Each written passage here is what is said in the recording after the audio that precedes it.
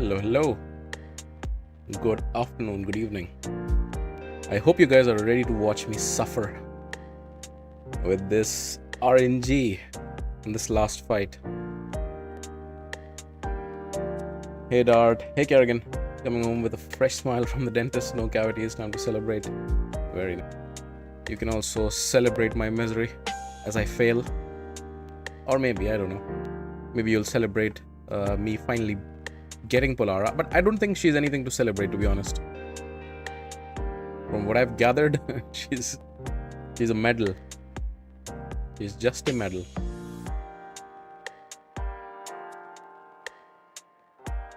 Alright, shall we stop this fight? Am I ready? It's crazy, you know, this team, how quickly it scales.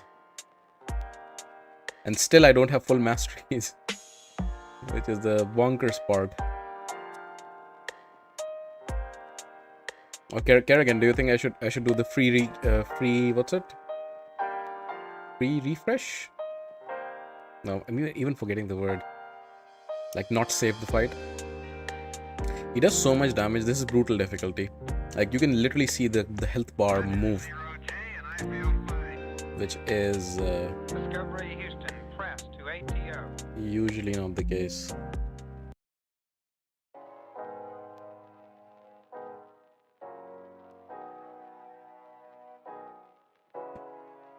My dog had an accident, just got back from the vet an hour ago. Rancho.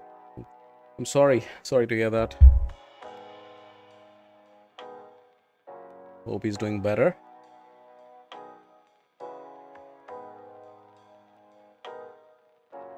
Let's stop this. End battle. Regroup. Thank you very much. There's no button here, Kerrigan. There's no button. But yeah, with masteries, I think this damage will go up. Like he's getting damage due to Brimstone. Valerie's missing completely the damage from Giant Slayer procs, or rather War Master procs. One of the cool things about this kind of team is like you can also find your name rather towards the top. Once I max everything out, I'm hoping that I can get to the max number, which is 2.14. And then it's easy to see if you did the key or not. And because there's a rare in the team, you don't need to worry about that annoying advanced quest. It's feeling a lot better. Glad to hear that. Alrighty. Shall we jump in? Where did my silver go? Okay. I guess I was doing some training earlier. Not training. Gear enhancement. Okay, so this is my nemesis. This is the mission that I'm struggling with. So Thor is amazing on the first wave. He's pretty bad on the second wave. And the UDK is the annoying thing on the third wave. So I could try the Thor wave with RNG, but I mean, I guess I have to a little bit. So let's first of all give this guy the best available gear. Can I just give him Thor's gear? Let's give him the better gear. Barb attack nuker. There you go. That's not Thor's. That is definitely not Thor's. I want Thor's boots. Equipped.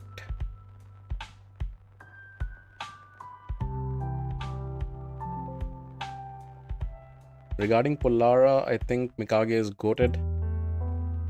Embrace is goated, Carnage is goated, so when it came to Polara, I think they intentionally made her mid to trash to incentivize people to spend. What? I don't get that logic. Like, Faction Wars hard in itself is such a difficult mode. They should give an incentive to actually do it, right? Other than the fact that they can just showcase her as just a medal, which I think they kind of have. Build him like this, but then he's kind of missing accuracy to land his freeze. It actually might be useful. Let's try it like this. Let's try it like this. Relic, I really don't have the Star Stones. For mythicals that can only be attained from pulling. Yeah, I guess. But then I still think they should have made it more of a attraction so that people actually spend and get this stuff done, because faction wars hard is really, really hard. This one actually is not bad for a rare one. Deals 2% more damage if all allies are alive. Doesn't work if they're not. I need to give him what's the name? The crown, I think. And I need to put him accuracy in his kit. Yeah, let's give him another crown. It's a crown lying around. Or should I just fetch a crown from somebody? Let's give him his own crown. Why not?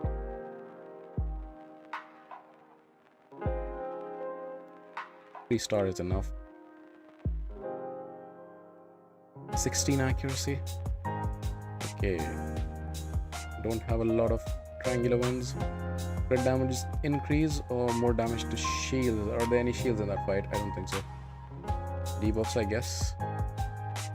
And then I think this one, right? Yeah, this is the best one. From what's available. Still missing accuracy. Still missing accuracy. Do I have an accuracy banner in Merciless? Is the next question. Let's check. Don't think so. Yeah, I don't have one. Okay. But I do need accuracy in order to get advantage of the coronet. So I need to find accuracy in this kit. How can I find accuracy?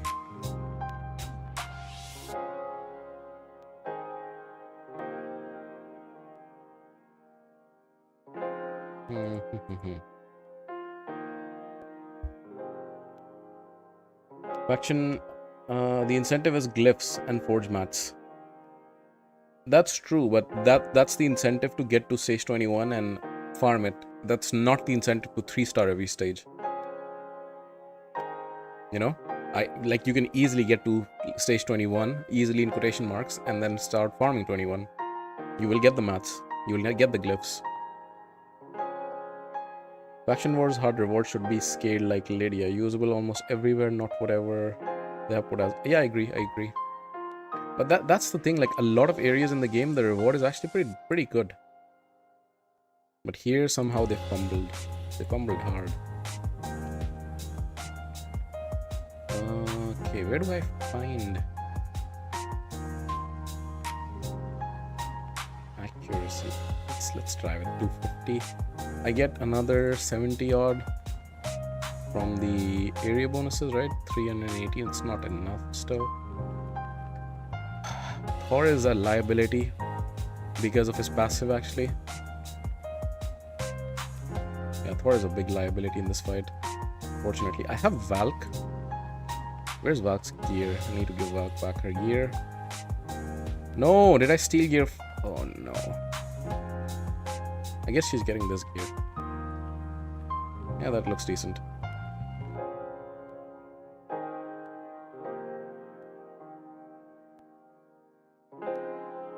Yeah, like all the rewards for all of the different areas in the game, they're actually pretty good. Like all of these champions. Lydia's not the only one. Lydia, Mithrala, Marius, Carnage, Empress. All of these are amazing champions. So Polara is kind of an exception in that sense. Okay, so these two, I need a healer, so I'll bring in Cell. Who else? Should I build her out? Shaman? Because she's void. But she's so useless. Yeah, she's pretty darn useless, isn't she? I guess she can give block debuffs. I can put her in a protection set, maybe. 9-piece protection. Do I have good protection gear for this faction? Let's see. Okay. Resistance, no speed. Accuracy, she doesn't need accuracy. She needs resistance. Don't have anything better on resistance, unfortunately. Defense will have to do, I guess. Okay. Why not? And then crit damage. Ideally not, but okay. It doesn't really matter that much, actually. Which has the most resistance? This one. Let's put it on. Okay, here, let's see what we can get. We'll want a buttload of speed and as much resistance as we can get. HP is nice as well. All right, let's see. Where are you? Protection is such a good set. Whose gear do I give? Should I just pull all of Elva's gear? Maybe. I know putting Elva in a preset and pulling that is faster, but now sunk cost fallacy, guys. Sunk cost fallacy. Couldn't care less about Polara until she's buffed based on his demo. Yeah. I'll still test her out. Maybe there's some niche usage. No, not many people have her, right? So a lot of the time strategies come out when more people have a champion.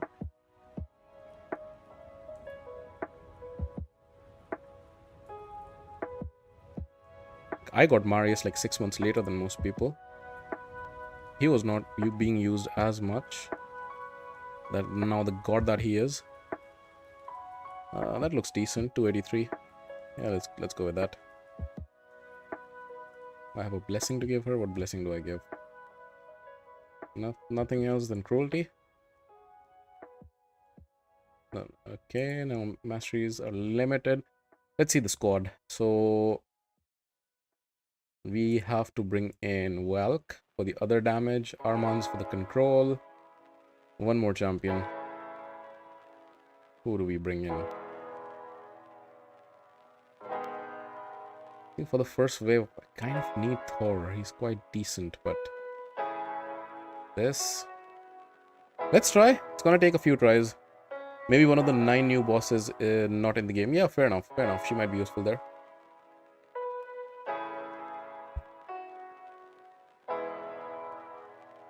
The thing is that they've put themselves in a ditch by releasing champions as overpowered as Marius. No matter what they do, he's gonna be blasting through content. Okay, so here I have to be careful because Valk is bad affinity to everybody except Queen Eva. And now I can do this. Yeah, the damage is not enough. I need 4. Yeah, Carl, because he doesn't have a high blessing, the damage is pretty bad. Pretty bad. I already weak hit, didn't I? Yeah, I did. That's the problem. The first wave is frustrating. I kind of need to bring in Thor. And then hope that I get lucky, I guess. Do I give Thor the second best gear? No, let's give him the best gear and then Yakar will use what gear he had previously. Yeah, we do that.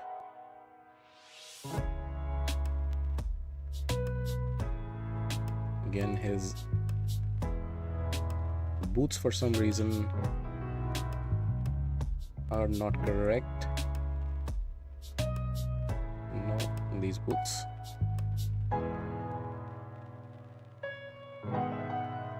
Can Thor... Yakar actually use Ninja's gear. Yeah, let's do that.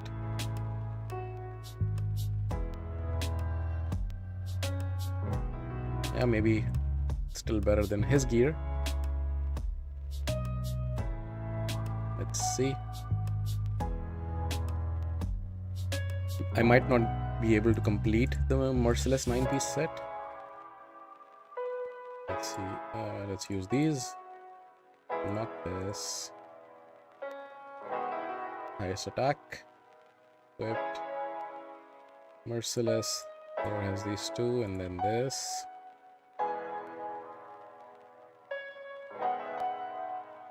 Here I need crit damage. This one.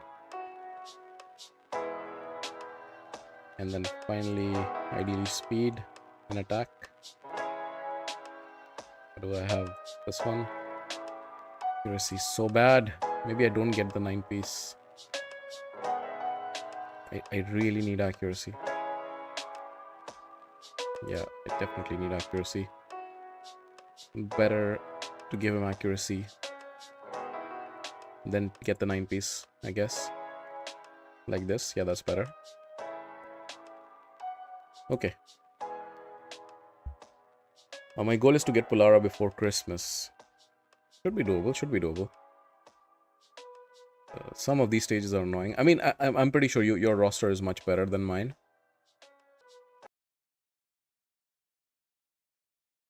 Better than mine. So, should be possible. Name 1 or 2 champs from any faction that you thought were trash but proved to be... Oh, there's so many. There's so many. I have become a fan of so many champions. One of the champions I like to praise is Tagwar. Tagwar, or however you pronounce it. From the Orcs. He's a reviver. And he's really good. I have gotten... She's so shit. She just puts a fear on herself. I've gotten a lot of respect for... What's her name? Vizix. Vizix has been so important. As just one more champion. Where's the freeze, Yakarl? I got my Marius in 9 Slayer, but stats get so bad that he can't go in most cases. I wanted to do that Ice Golem team you were using in one of your videos. Yeah, Slayer is difficult to get. I mean, he still works really, really well. Also in Merciless, or even in the normal lethal gear, to be honest. Now here's where the problem starts, because until now there've been no weak chances, but now it starts. Now it really starts. Because he will also start to do his stuff. And I should have saved the sheep, actually. Should have saved the sheep. I need to control her, otherwise she's just locking people out. Tagore or what? Yeah, he is great. I fed all my Vizix. Yeah, that's... I'm sorry that was a stupid decision. Vizix on paper is a great champion. I don't know why you would feed her.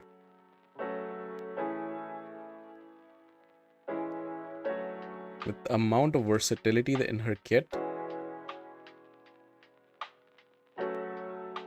See, that's the thing that... Oh, somehow it worked out, but that's the stupid thing that Thor does.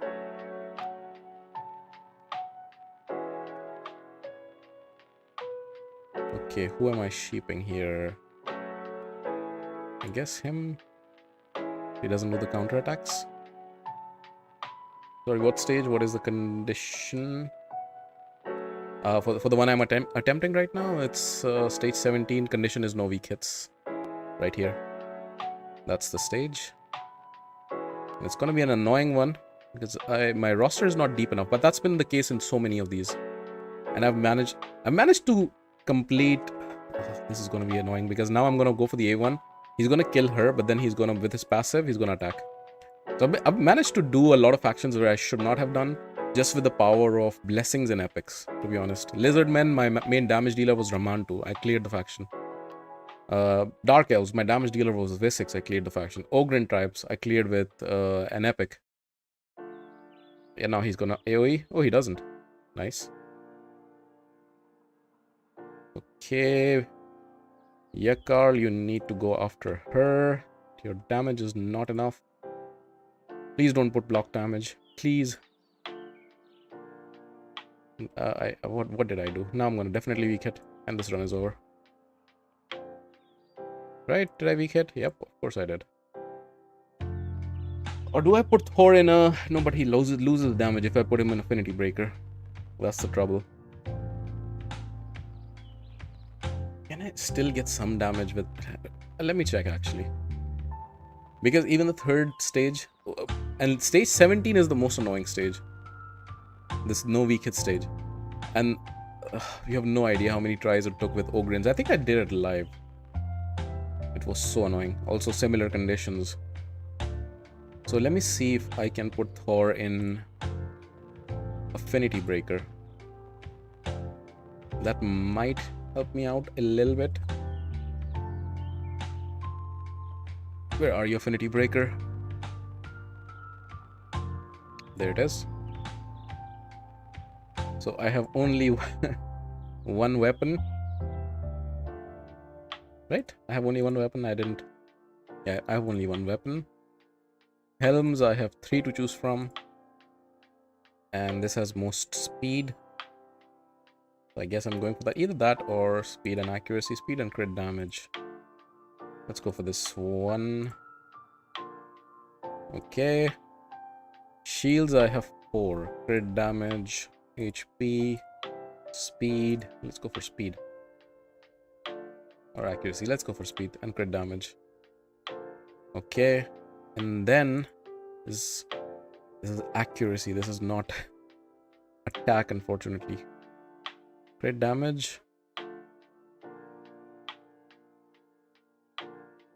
This is also crit damage, actually. I'm missing crit rate massively. I guess I'm doing this.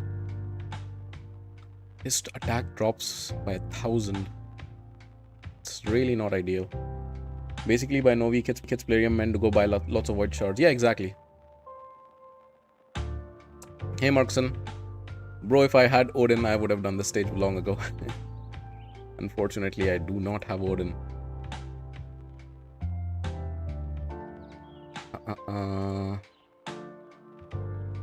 Do I put him in crit rate gloves? Wait. Maybe with crit rate as the Ascension? Something like that. Merciless. Ah, he's already wearing that. Never mind.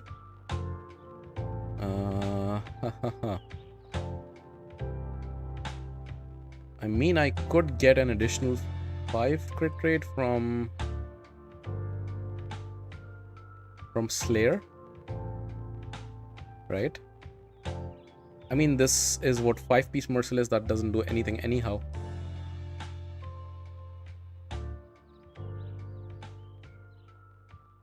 So this boosts his crit rate a little bit.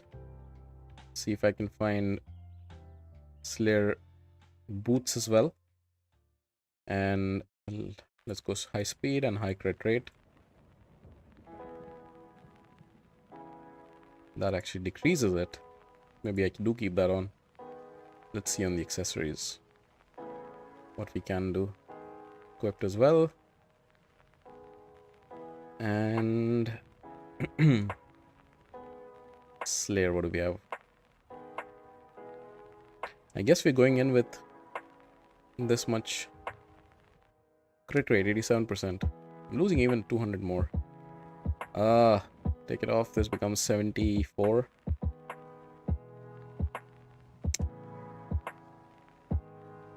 Yeah, let's give her, or give him.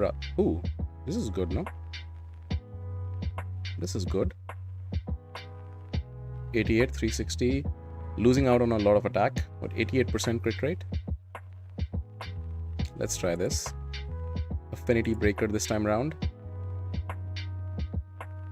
I mean, I don't know why I have put 4-piece Merciless. I guess decreasing cooldown, which is not bad. Let's try. You had 2 Odins, Markson. I really wish there was an option to trade in the game. I would have sold you a few champions for the second Odin. Can I see your Ogryn team? My worst faction by far. Oh, my Ogryn team is so bad. But I managed to clear the faction. I can show that after this. Or either after I beat it, or like when I take pauses, when I get frustrated. Because this is gonna be a lot of tries, people. This is gonna be a lot of tries. Let's go. Like this first wave, I can just blow up with Thor. But Thor's also gotten slow because the change in build. And he's also not going to smack that hard as he used to exactly. Because he's now wearing Affinity Breaker. So actually, he's the biggest damage champ now. Yakarl is. First wave is pretty nice and dandy. And second one is extremely annoying. Be back in 15. See ya, see ya. Most likely, I'll be standing right here. Actually, I hope not. For my sake, for the sake of my sanity. Okay, almost through. There you go. Okay, so I definitely need to do this because I do not want to get locked out, right? Why am I using Skytouch? She's such a shit champion. I should just bring in... Yeah, like, this is stupid. Skytouch is such a bad champion. Let's bring her back.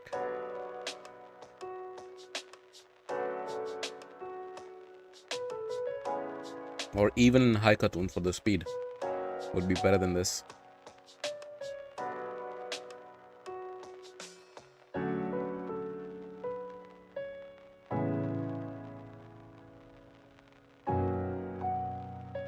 You can go after her, no weak hits. Can even stun. Nice. Basically no damage so far. I should look into Thor's speed a little bit. Weak hits already. Weak hits already. Lovely. That's the thing with the Valk. I know that she's going to be very useful for the second wave as well as the third wave, but the first wave is quite difficult to get through with her.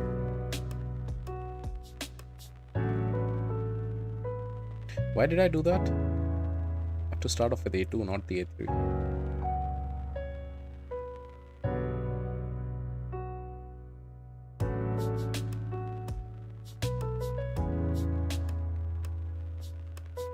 Okay, he didn't get stunned.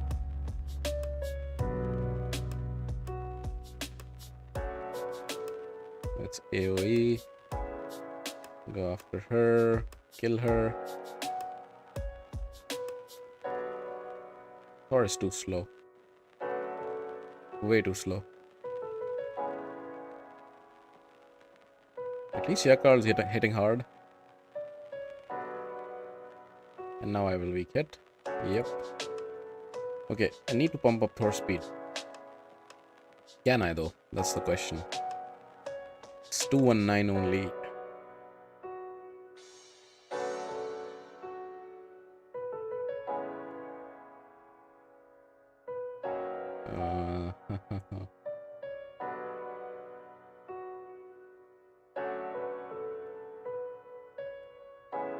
Not really, not really.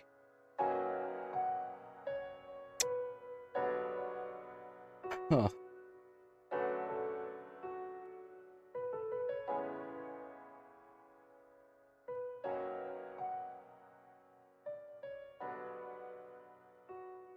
I guess we're going back to his Merciless. Man, I'm getting PTSD by watching these runs. I'm so close to breaking my phone so many times. How's your progress on Polara Dart? Have you completed it? How far along are you?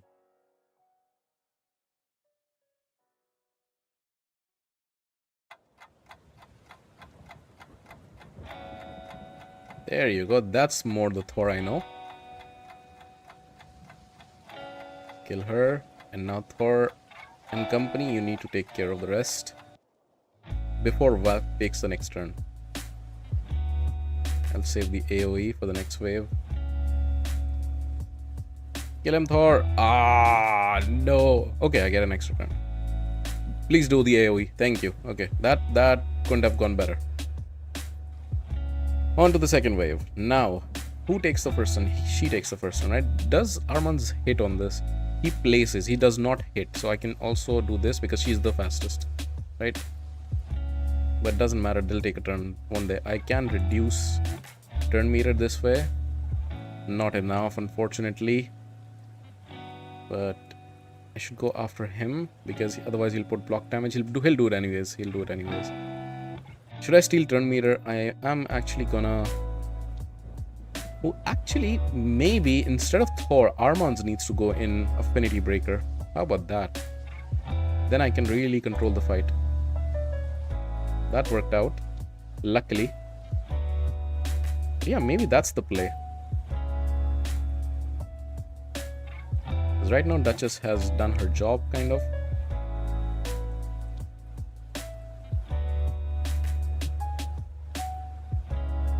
I mean, that was not very useful because now I'll get the block damage. 2 sheeps, but block damage.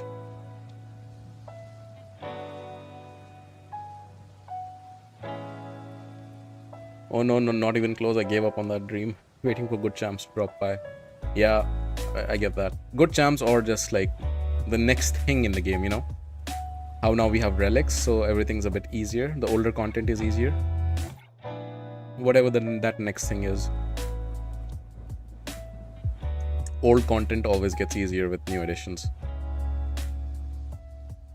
Okay, the Reviver is dead. Now the trouble is that a lot of our champions are low now. Okay, and now the trouble is...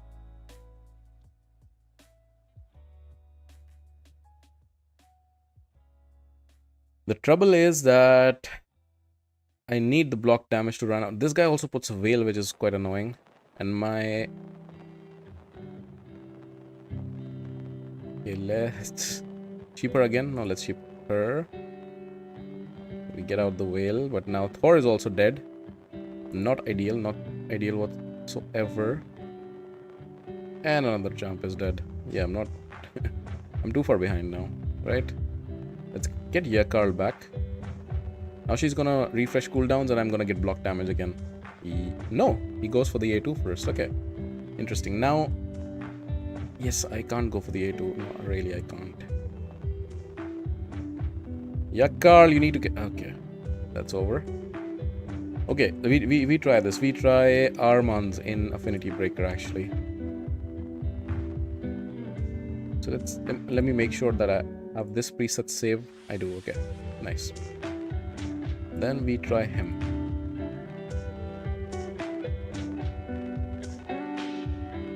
What's happening? I'm clicking faster than the game is reacting. Speed is high, accuracy is second. That's what we want. Also equipped. Affinity Breaker, where are you? There it is. Accuracy is actually great on Armand's. This one. There you go. And finally, crit damage. Why not? 281. Still a good speed. Still a good speed.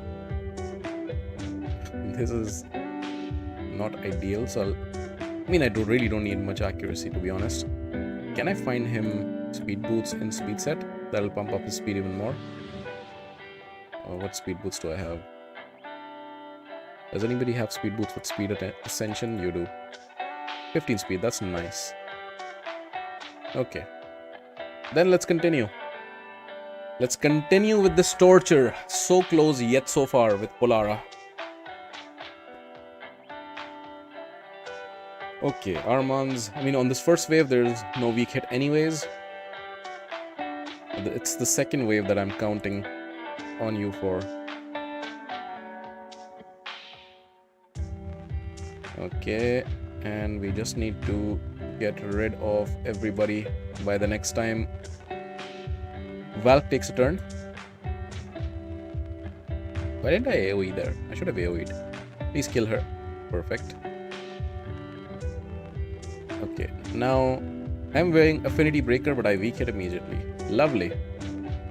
This is why Affinity Breaker is not worth farming.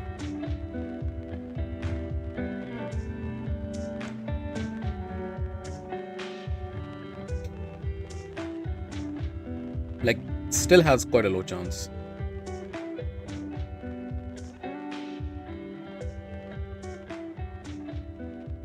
Now I killed Queen Eva too fast. Weak hits already? Yep. Yep. How many restarts is it gonna be? Any bets, guys? Any bets? Is it gonna be up around 100? I've already done probably 10, a bit under maybe.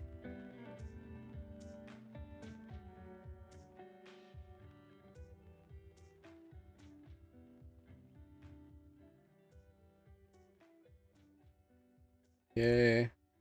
Stuns, more stuns. AoE. Nice. Kill him! Why do you leave him? Valk will weak hit now. Right? Yep, you will. Yes, you will. Okay. What was that restart number? Okay, let's assume we did 8 restarts. This is the 9th one. Let's say. Roundabout, roughly. Let's keep a count.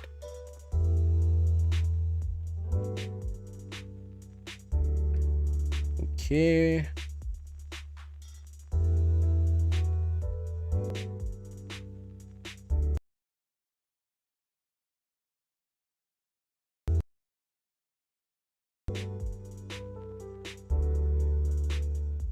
He heals. Arman's healed him. Why are you so stupid, Armans? Please kill. Why won't you kill?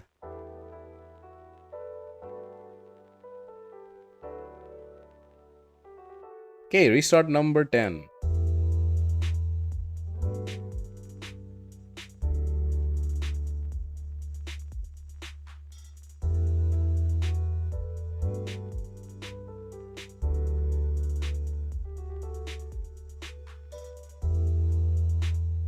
Boom. Do I need to give Cat's Gaze? Why did I do that? Okay, somehow it worked out. I just autopiloted there. Really didn't need to. The thing is, getting Cat's Gaze is gonna be so... Why didn't you just go for your passive there? I don't have the Starstones kit to give him Cat's Gaze. That's the problem. Like, they have introduced a bit more Basalt in the game, but the Starstone is still pretty terrible.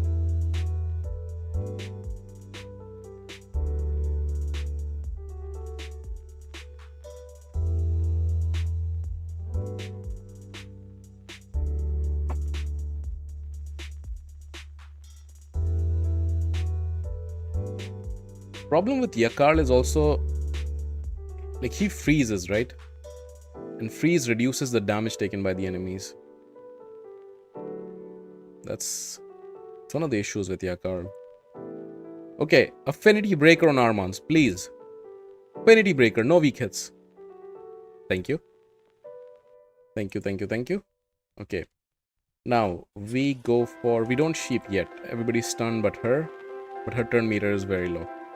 So what we do is we go after the red champ. I'll A1 here. Extra turn. That's not good. No. Restart number 11. Hey, the freak. How's it going? Did I pull anything from Ancients? Unfortunately not. Nothing. No legendaries even. A lot of epics. So the rates are certainly active. The 2x rates.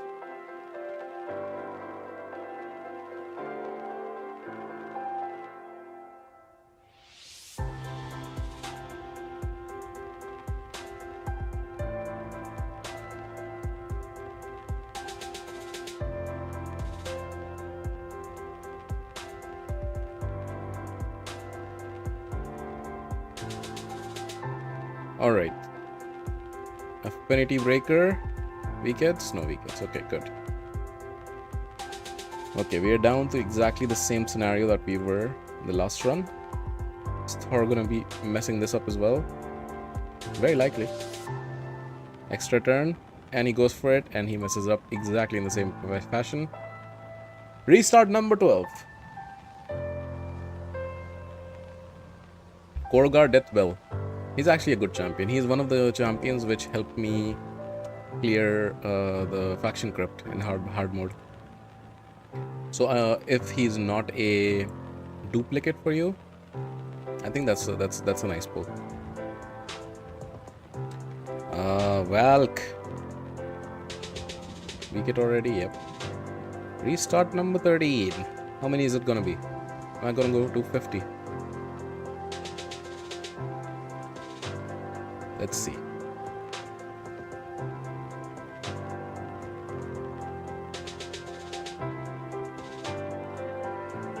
Okay. Boom. No! That was a misclick. Okay. 14. Because of misclick.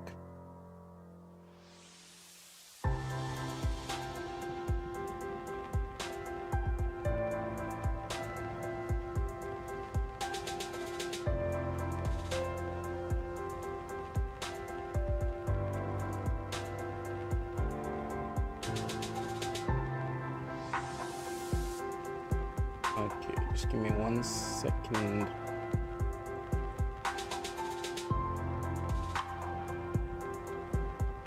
We building Polara yet? I wish, buddy, I wish. I wish. What we've started to do is we start to keep track of the number of tries, and this is officially try number 13, was it? I think so. Yeah.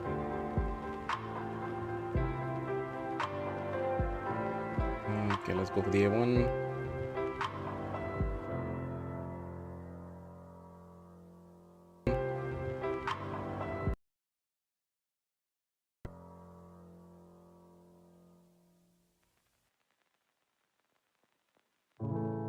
All right.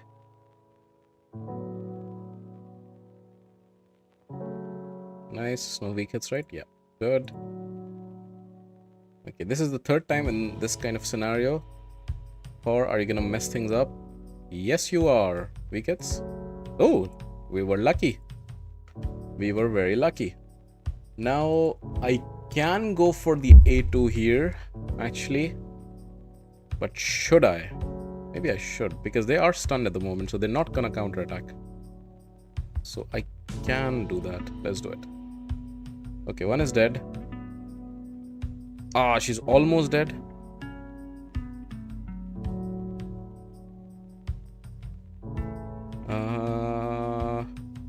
I think I just A1 here.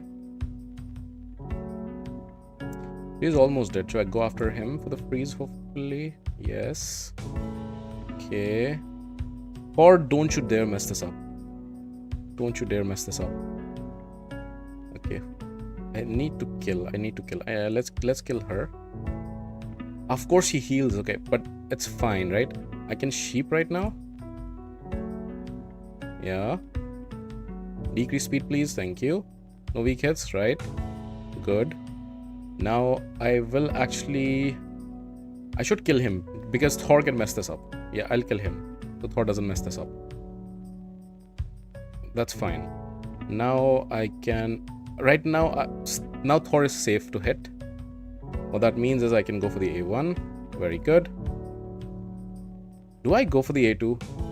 I probably shouldn't. Let's just go for this. And this. Turn meter decrease. Wave 3, guys. Wave 3. Always be number 1 for everything you do, including rookie numbers. I need to pump those up. Yeah. Loan you my Odin if you do my Bannerlord stages. Happily, you have the roster. I don't know why you're struggling with Bannerlords, buddy. I'm happy to make that trade. Take all. I'm happy to do your Bannerlords if you can give me your Odin. Okay. Wave 3. Now, Armands is wearing Affinity Breaker right now, so this UDK should not be an issue theoretically. Please don't mess this up, please. No weak hits. No weak hits. Good. No weak hits, right? Okay. Good. Good. What's no? Okay. Now we know that he is not really stunned. And now this can cause issues because, again, UDK. I kind of should go for the A2 here. And hopefully I don't weak hit. And I do weak hit. And just like that. Actually, I want to see who he goes for. He goes for... Okay, he doesn't kill in one hit. Okay. No, wait. There was the running dead body that kills me. Okay. Good to know. Good to know. Try number 14.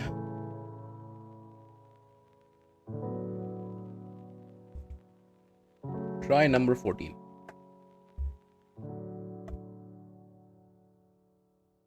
Oof.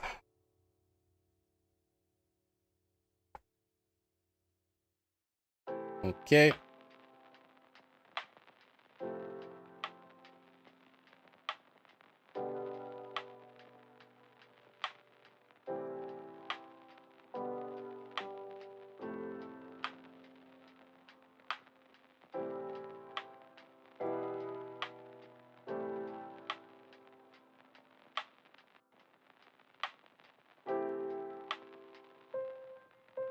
Why did I do that?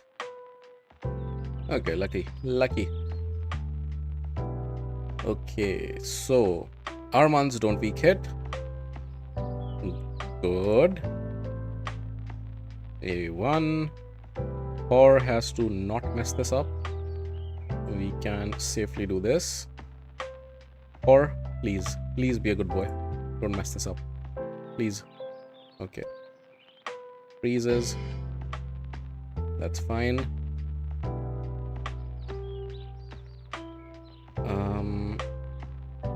I hold on the sheep. Actually, I go for him. Armands can get back to his ability as well. Let's go after her. Again after her. So Thor has a less of a chance to mess this up. Can Thor weak hit on the sheep?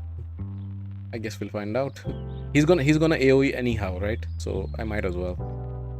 Yes. Yeah, he was gonna AoE, and AoE was a weak hit as well. So it doesn't really matter.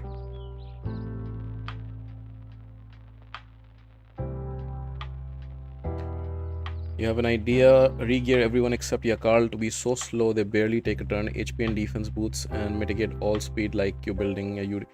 No, that doesn't work, because then they take turns, and for example, in the second wave, I'll be facing block damage. I will be facing my skills being locked out, and them being reset, and again block damage. So I need to keep them controlled, and Yakarl alone cannot do it. He really can't.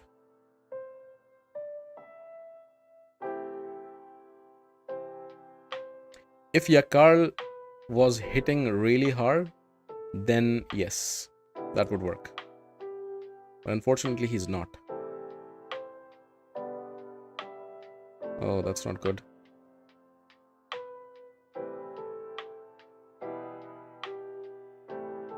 See? Exactly that. I mean, might as well, right? Oh! How did that work? Thor! Nice!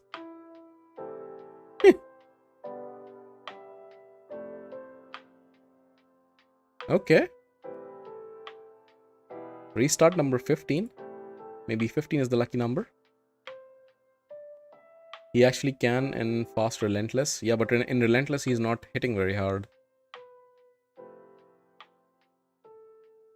Okay. Affinity breaker for the win. Good. Who do I go after? I have to go after Sifi, right? I mean, the first hit is gonna be on him anyhow. No weak hits. Please, Thor, please. I beg you. Was there a weak hit? There wasn't. Thor's been very nice this fight. He's been incredibly nice. I'll go after UDK. I don't decrease the turn meter. What? Okay, freeze. Ooh, are we gonna do this? Still, are you gonna mess this up? Please don't mess this up. Still, please don't. Please don't. Was that a weak hit? Was that a weak hit? It wasn't. Oh my god. I have to sheep. Who do I have to sheep? Sifi? I guess. If I kill him, then I'm golden, no? I think I'm golden. Right? Right? Especially if I kill him. I think this is done. Woohoo! Okay, that did not take as long as I imagined. 15 turns and a bit of good luck from Thor. Nice! Just 15 tries. I was ready for 50, guys. I was ready for 50. Begging Thor to not weak hit is asking a lot. It worked! It worked!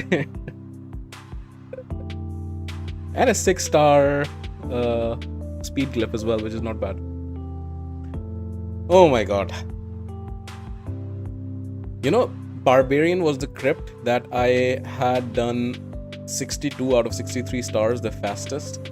And I'd been waiting on this star for such a long time. For such a long time. I didn't know it was going to be the last one. Oh, Valk coming in clutch, taking care of the Force Affinity people. 6-star rend on Valk.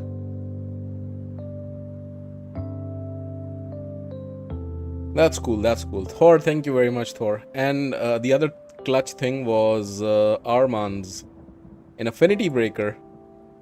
Okay, before I do anything else, let's put people back in their gear. This is one of the biggest issues with the free gear reset, actually. Okay, Thor's gear is pretty much the same, right? Yeah, Yakarl's is not. Do I have Yakarl's gear even preset? Maybe I don't. Yeah, I think I don't. Oh my god. Definitely not taking it from him. I guess Yakarl's gonna be naked. She stole Michi's gear, I think. Yep, she stole Michi's gear. So let's get her back. Hell yeah, I agree. Hell yeah, indeed. I was ready for 50 turns. But to be honest, I don't know if you guys were watching last week, was it? When I was doing Ogrins, and that took a lot longer. Thor not weak hitting for like 3 AoEs in a row. Yeah, that's crazy. That's crazy. It's not that crazy if you think about the numbers, actually. He's not supposed to weak hit like 67% of the time. So probability is not that low. It's just that feels like the probability is much lower than it is. Ninja, Shadokin attack. There it is. Who did I steal from? Elvast I stole from, right? Yep, who got Elva's gear? The useless epic that I didn't even use. What? Oh no, I didn't have a preset. Okay, we're doing it the good old-fashioned way. Which is go to equip, go to priority stat, high speed, and the next up is resistance, and I think we'll be able to find the gear. This gal right here is wearing it. I'm stuck at 52. 17, 19, and 21 suck. They really do. Is this also Barb's freak or some other? Who's Markson? Was it you who's asking for Ogrins? Which stage are you stuck at? I'm happy to jump into that actually, and I can showcase my teams and I can tell you about my strategy. Let's turn this into a guide session for the stages, different stages where people are stuck at. Where's the remainder of the gear? Come on, there.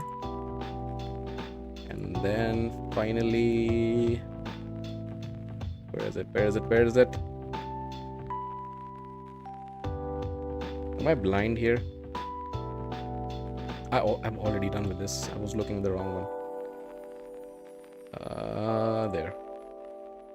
There you go. Okay, hopefully that's everybody. Nobody else is naked, right?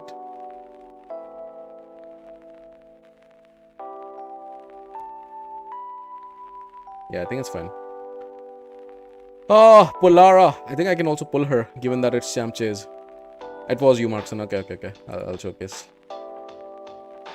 63! I've been looking forward to this moment for such a long time. 945 out of 945. Let's collect her, right? We have the Champ Chase going on, so I'll get... I mean, I have maxed out Champ Chase already, to be honest. So what will I get by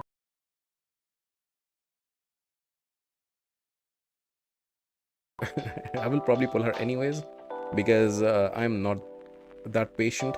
This is a game after all. I don't want to play weird Shadow Legends all the time. Jam Chase. Let's see. Who did you use to beat? Dwarves do not drop below. Oh, that one was a nightmare. That was one of the last stages. I actually remember that one. I'll show you the exact name. Because that was one that I did fairly recently. It was one of the stages I was stuck at. Okay, so I can get 100 of these. So I think it's worth pulling. Again, I would have probably pulled her anyhow. So let's pull her. Fire and Ice badge. Look at this, guys. Look at this. Fire and Ice. Game of Thrones. Let's read her kit again. Okay, so her base form is the Ice form. What does she do? So she's an attack-based champion. Attack is pretty good. Still not very high for a mythical. Speed is also okay. HP is decent. Passive deals 25% more damage against enemies under HP burn or freeze. Okay. What is the damage mitigation with freeze? Isn't it 25% less damage when a champion has a freeze debuff? 100% more damage against both HP burn and freeze debuffs. So if the enemy has one of these debuffs, then it is 25% more damage, and if they have both, then it's 100% more damage. Okay. Ignores damage reduction. Okay, ignores that damage reduction anyhow, so that's good. Attacks all enemies. This attack deals single target damage. Okay, so kind of like Thor. And like Croc had. Ignores shield, block damage, and unkillable. That's actually pretty good. I mean, depends on the multipliers. Instantly activates any burns on enemies. I don't know if that's a good thing, because she does more damage with burns on. So activating burns, I don't know if it's a good thing. I guess in the arena, if you have the burn blessings, places block revive on targets that are killed while under a burn or a freeze. Okay. But then if she activates the burn, then there's a chance that she won't block revive because she's already activated the burn and the burn's gone away. I was looking at my Emrys damage and why it sucks. Turns out I've been using him without any masteries. For some reason that skipped my mind. Happens to the best of us. Dart, happens to the best of us. Okay, so her A2 is a triple hitter, ignores 25% defense. Each hit will ignore 50% if under burn or... Oh wow, okay. So 50% ignore defense plus this 25% additional damage, right? Also destroys defense and resistance, stacks up to 30, okay? So will be good against longer fights, Chimera clan and other clan bosses. Places a burn on all enemies for 2 turns if the target is killed by the skill. If the target is killed... Oh my god. Kind of like, what's his name? Cupidus? He does it on his A2. No, his A3. Cannot be resisted, but only puts after killing somebody. Okay. Multipliers are both defense and attack on all abilities, I guess. Yeah. Single target places extra hit if the target is under debuffs. Okay. 25% chance of granting an extra turn. That's actually pretty cool. Especially if you give her the first Shadow Relic. Be bonkers. 40% arena battle attack, but nobody wants extra attack in arena anyhow. Let's look at her alternate form. Looks pretty cool. Looks pretty sweet. So that was the fire form actually. That was not the freeze form. Just standing in the freeze. Looks so damn sweet. Okay, now she's a defense-based champion with good defense. Wish it was higher. Now her passive, allies under freeze receive 90% less damage. Crazy. % less damage. Crazy. If there are multiple champions on the team with a skill, only one will activate. Okay. Once a round, revives each ally, including the champion with 100% HP, plays a freeze. Cannot be resisted or blocked. Okay. Basically, they just stand there for a turn. AoE places intercept stack on all allies. That's good. Places a freeze on all enemies. Cannot be resisted. This is bonkers. This is really good. I mean, And that's the thing, because before attacking she places the intercept. What that means is that any of the sheep debuffs from polymorph are not going to work because of the intercept. So this is actually a pretty cool ability in the arena. Places block debuffs, strengthen for 2 turns. Okay, I mean that's pretty good. Ensnare, what does ensnare do? Let's see. Ensnare. To scroll all this way. Why can't I just look at, like, it's literally where I click. When I click, I should be able to see that one instead of having to scroll all the way. There it is. Turn meter increase effects received by the champion will be reduced by 50 or 100%. I mean, it's good. It's not freaking amazing or anything, because if she's your damage dealer, which means that your boosters have boosted and everything. If she's taking a turn, that means that the enemy team has lost in terms of the speed race anyhow, so it's okay. Cannot be resisted by enemies under HP burn or freeze. So she does put HP burn on her base form if she kills an enemy with her A2, and I guess then you can transform and do this. Ally protection on a random ally except this champion for 2 turns. If the randomly selected ally is already under ally protection. I mean, I was gonna say she's gonna be amazing for Sacred Order faction crypt. Haha. Because you can only get her after clearing the crypt, of course. Only 61 in the game. Look at this. Look at these horrible ratings. Horrible ratings. These are all extremely endgame players who've gotten her. Extreme endgame. So of course, unless she is really good, she's not going to be used, right? Okay, so let's look at what people want. So the first thing, Markson, you wanted to look at my Ogryns, right? So let's look at Ogryns. There it is. And which stage were you talking about, Markson? I'm forgetting. Which stage was it? No, you didn't specify any particular stage. It's gonna be forever. I should start streaming exclusively on Twitch. For some reason, the delay on YouTube is quite high. Like, by the time I'm speaking and by the time you guys actually hear me, there's like a solid minute or something in between. I'll happily wait. Okay, so this is my roster. I'll also showcase both my vaults. So I'll tell you most of my strategy. So I don't have a reviver. This is one of the factions I completed with, actually the only faction I completed without a reviver, and which was very tough. So I had 2 supports which were really solid for me. Yeah, one of them was Korgar. He's insanely good. He was basically keeping my team alive. So you have to build him in a... I built him in a region plus 5-piece protection. With 5-piece protection, I had a small chance of protecting the buffs as well as good speed, right? 24% speed I can get off of that. And I built him... His gloves are missing. I don't know if I have presets on. Let's see. Did I save it? No, I didn't save it. But like very high HP. Let's see what kind of HP did I get. What is it? It's region gloves, right?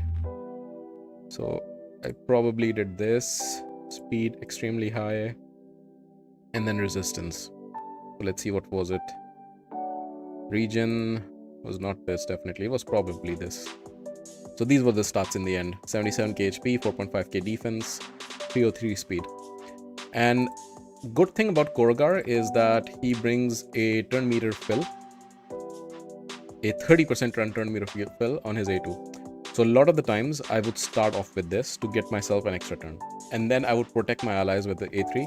And he has an self-healing in his kit anyhow, but because he provides ally protection, he was taking a lot of damage. So his A1 heal combined with the region heal was keeping him alive.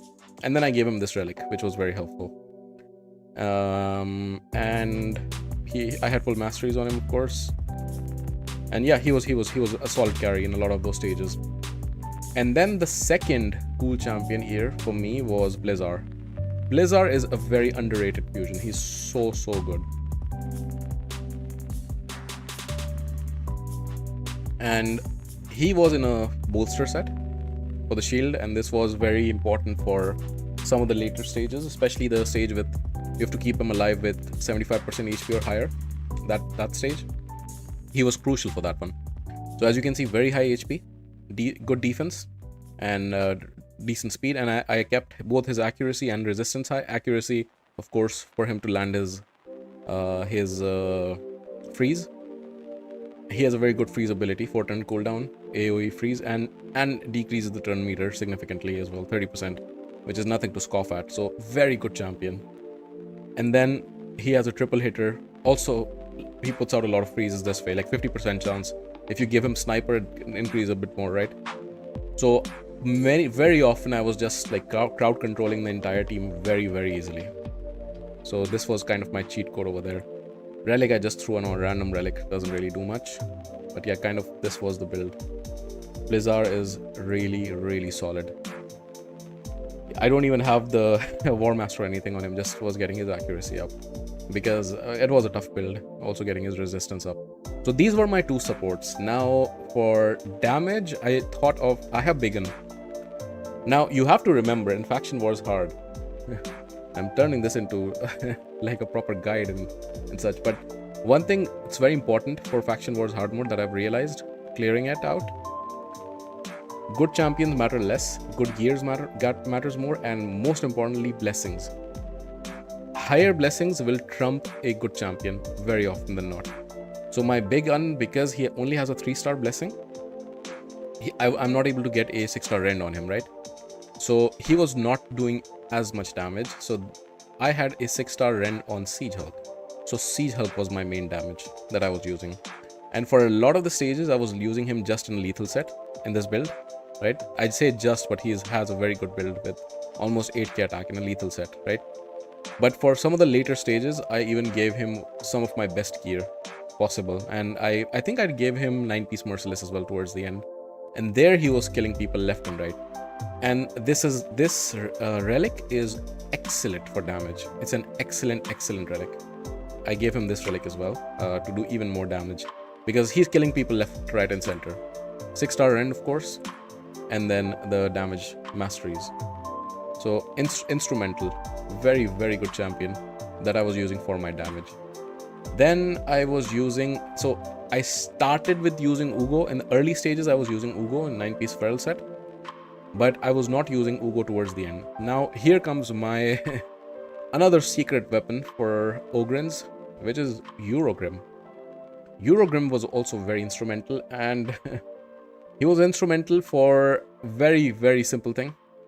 Number one thing was he was a champion for which I have another 6-star blessing. And he's a great champion with a good speed aura. And I literally have him built just because of his aura. And I gave him 6-star commanding presence. Commanding presence is like intimidating presence, but for the epic champions, basically. And it also strengthens your team's aura by 35. Well, how much does intimidating presence do? Also by 35, right? But it weakens by 20. This one doesn't weaken by 20. I think it weakens by, what is it? It doesn't weaken at all. So it just strengthens your, which is perfectly fine. The strengthening amount is exactly the same. So this allowed my team, he was always in the lead spot. This allows my team to always go first. And that was his purpose, for giving the aura along with the commanding presence. He has a decent kit otherwise as well, with placing poisons, healing my team, cleanse on his A2. You have no idea how many times I had to cleanse my, Siege Hulk. Because Siege Hulk, being the most squishy champion, would take everything. And then he has poisons on his A1. Initially, I built him in a toxic set to double down on his poisons, but that was not a good idea. Then I switched him to a shield set to get kind of a double shield. And that double shield helped me survive a lot of stages. So I would get the normal shield from Eurogren, and then I would get the fat bolster shield from Blizzard. And that's how I survived the 75% HP stage. That was kind of the strategy. There's that one stage, which stage is it? In which there are, like, you have to make sure your team stays alive, and you have the stone skin champions towards the end. Where can I see that? Hard conditions. Yeah, here. Where is it? Ogren tribes. There it is. I think it was it 15, 16? Where you have to keep your champions alive. Yeah, this one, stage 15. I struggled a lot with this stage. And for stage 15, to keep all the champions alive at all times, I used 2 champions here. And those were faction, Ogren tribes. And let's also include the vault once again. So I used 2 champions there. One champion was Man-Eater. So Man-Eater, I put him in a protection set, 9 piece. And he was very useful to keep my team alive. And his A2 turn meter steal is so good for that particular stage. And I put him on a 6-piece cruelty, which means that he was basically decreasing the defense of enemy champions very much. And then, in order to strip the stone skin on that last stage, there was another secret weapon, and that secret weapon was this guy, Ugir. Another very underrated fusion champion. He can hit hard. So I've built him, as you can see, in a savage set to do damage. He's an HP based damage dealer. I think I've taken off his gloves. He did not have 160 damage dealer. I think I've taken off his gloves. He did not have 167% crit damage. He had more. His gear has been swapped around. But he hits hard, and what he does is he basically does his A2, which removes all the buffs. So it removes the stone skin. I made him go fast. And when, what's her name? The dwarf reviver, Molly? Yeah, Molly. When Molly revives somebody, he also goes with his A2 immediately. Like, it's part of his passive. Earth Puncture instantly activates it for revival. So he was, and he puts block buffs on his A1. So he was very crucial. And he gives a lot of good buffs for your team. Increase, like the damage buff and increase accuracies, which is pretty crucial. So that was kind of my team. And then there was that one stage in which that stage was one of the last stages I beat, which was to kill 3 champions with 10 debuffs. That one was annoying. For that one, I took 2 champions, 2 AoE hitting champions. One was Begun, who has all 3 AoE hits, and then the other one was Bellower. And you can see he has remnants of that kit or still on him. I used both of them in toxic sets and made them fast. That means they would just pump out poisons, a lot of poisons, and then I would pump even more poisons from Eurogrim, and I would wait until they got all 10 poisons, and then I would smack with Siege Hulk. That was kind of the strategy to beat that stage. That one was also quite tough, I would say. What's going on in the chat? Let's see. Blizzard was instrumental for me clearing faction. Yeah, Blizzard is amazing. 16? What was 16? I'll take a look in a second. Speaking of toxic set, who did we build in toxic set this morning? I need to replace the gear. I think that was Val. Yeah, I think that was Valerie, the rare champion. Helm Smasher for Emrys, right? Yes, that's correct. This is my Emrys build right here. And I do have him in Helm Smasher, as you can see. Stone Skin and Lethal, of course. Markson, you were talking about stage 16 for Ogrins. Let me quickly see what was the condition on stage 16. It's so dumb, by the way, that I can't go. Like, why not allow us to go into the crypt? We can't battle, but let's look at the team and everything. So dumb. Go into the crypt. We can't. So dumb. Okay. Extra. This one is easy, no? This is like just put somebody in a 9-piece Merciless or a Relentless set, and then you can do it. Okay, that was Ogrins. What was the next one, guys? Who was asking about the next one?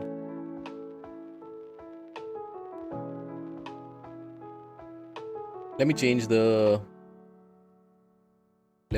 title as well, because we have actually gotten Polara. So what should I change the title to? Just got Polara. Faction Wars hard mode done. Ask me anything. Eme. Faction Wars hard mode AMA. Ask me anything. That's what we're doing right now.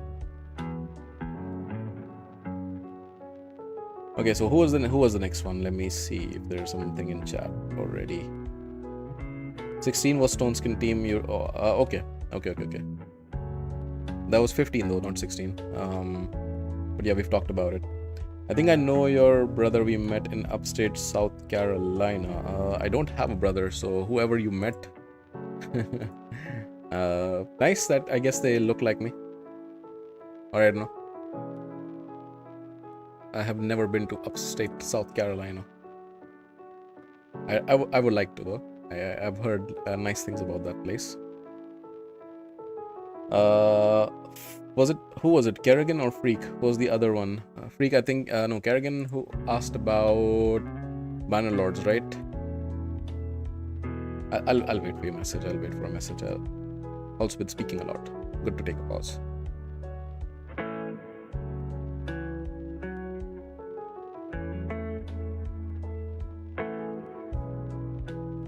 Until then, we craft this relic from this 100 fragments we got from this discovery. There's still a 60% chance to get an epic, but epic is also better than rare, I guess. Oh my god, how many aspects of Sirotha will I get? It's not really good relic. How many do I have? Let's see. 3 already. 3 of these 3 wands. I have a lot of Gore Crescents as well. 3. Gore Crescent, no, I'm not 3, actually more, 5. Gore Crescent I don't mind because it's actually a nice relic. This one is not that good. Yeah. You're talking about dwarves, 75% below HP. Oh yes, I remember. So as I was saying, this was one of the stages that I did fairly recently, so I do remember it very well, and it took me a lot of tries. So for this one, I used a few strategies. So my main damage dealer, of course, was Tholin, and I gave him this relic, which was actually quite useful. It has a low chance, 25% on level 3, but it can land that stun, which is actually quite nice. Tholin I built in a 6-piece Merciless, as you can see, and this is his build, 6.7k attack, 308 crit damage, and of course these masteries. I gave him Rend on the 5-star. I know 6-star is ideal for Rend, but even on 5-star, you get the first 2 hits, right? To ignore quite a bit of defense, and Tholin can hit hard. So Tholin was my damage. Then I had Brogni. Brogni was in a 9-piece protection set, and he was the fastest on the team. Yeah, he was the fastest on the team to provide basically his shield. I had Molly in exactly this build, I think, which was basically just a tanky build with good accuracy, some resistance. She was not built for resistance. And then I used Dimitha. Where is she? Dimitha in a bolster set. And this was very, very important. And I'll tell you the strategy I used as well. Who was my other champion? Dimitha, Brogni, Tholin, Molly, and the 5th champion here was this girl, Cornelia. Again, a champion that you would not normally use, but I used her. And what I did here was basically Cornelia has again a speed, all battle speed aura, which is nice. And what I did here was Cornelia only has 4 stars on her blessing, but Dimitha has 6 stars. So I gave Dimitha commanding presence here again to boost my speed. And my strategy was in each round, in the first round, I started off with this shield. And you have to remember that I already had the bolster shield as well. And then I would provoke. I would go with Tholin's A3. And then basically start the round whenever I saw that HP might drop, bring in Dimitha's block damage. Keep Dimitha as basically the slowest on your team to bring up her block damage whenever you think the attack's gonna kill you. That was kind of the strategy. Actually, not the slowest, but just before Tholin. So sometimes Tholin hits, especially on the 3rd wave, Tholin hits, and then there's retaliation back. If you have block damage, nothing's happening to you. And Dimitha's A2 is also very, very critical here, because with Brogni, you will get the increased attack for 2 turns, right? Also the shield for 2 turns. and you can then extend it with Dimitha's A2 to make it a 3-turn, which means you are never running out of that shield, and you can make this a very chunky shield, right? In case the provoke runs out, which it does, so it's a 2-turn provoke, right? And you can extend it with the Master Hexer, but it still can run out. So when it runs out and you still need to control, that's where Cornelia comes in with her sleep. Another good thing Cornelia does is that she brings a skill cooldown reduction with her A1, which is pretty critical. So this was kind of my strategy. It started off shield, provoke, smack, then extend with Dimitha, and then sleep if I need be, and make sure I refresh all my abilities going into the next round. The second round, it was a bit easier, but basically the same strategy. You have to be mindful and you have to control the Mesomelon on that wave, on the second wave, because she can really smack hard. So you have to make sure that she's controlled basically at all times between the provoke from Molly and the sleep from Cornelia. On the third wave, and the third wave is the most tricky one, exact same strategy. You start off with the shield. As soon as you've done the shield, you do the provoke, and as soon as you will do the provoke, immediately the Gaelic will attack, but because of the shield, you will easily tank that damage.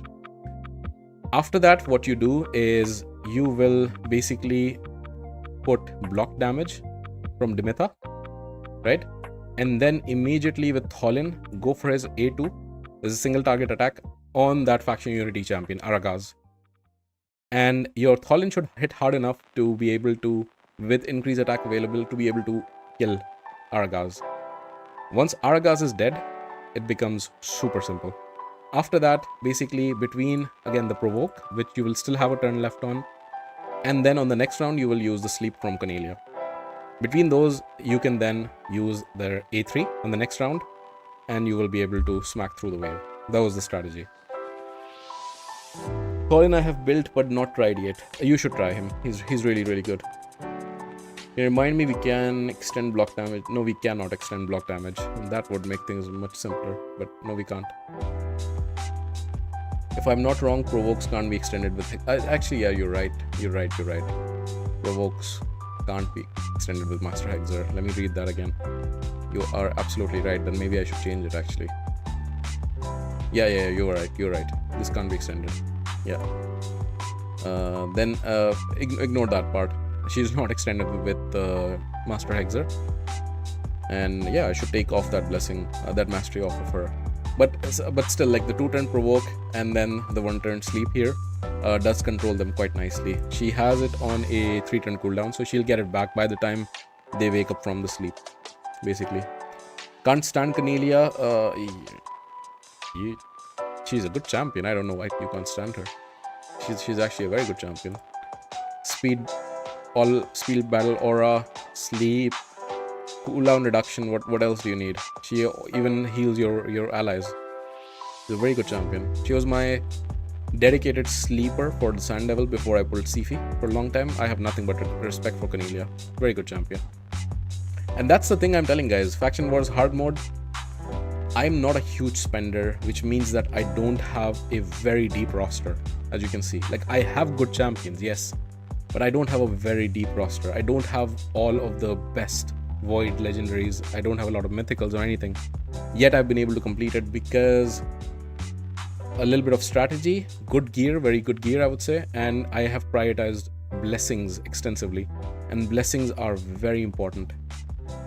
I will happily take a 6-star blessing epic champion, or even a rare champion in some cases, over a 1-star or 2-star legendary. There's some legendaries which are exceptions. For example, these two, which have really good kits, and if they had a higher blessing, it's amazing, but you don't need it. I used Gala, I think, for the no weak hits mission. I gave her the best gear, and then she was just able to smack through her, as well as I believe I put Geomancer in the teeth. I don't remember. I think I put Geomancer maybe in a Affinity Breaker set.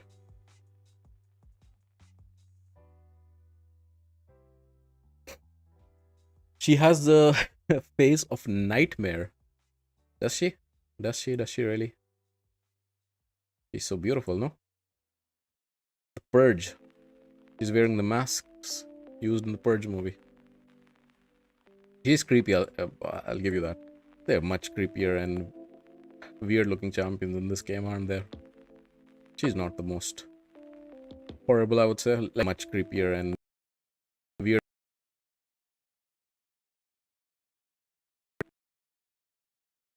Look at this guy. Like, what is this helmet? Like, what is this? He's a great champion. But what is his helmet?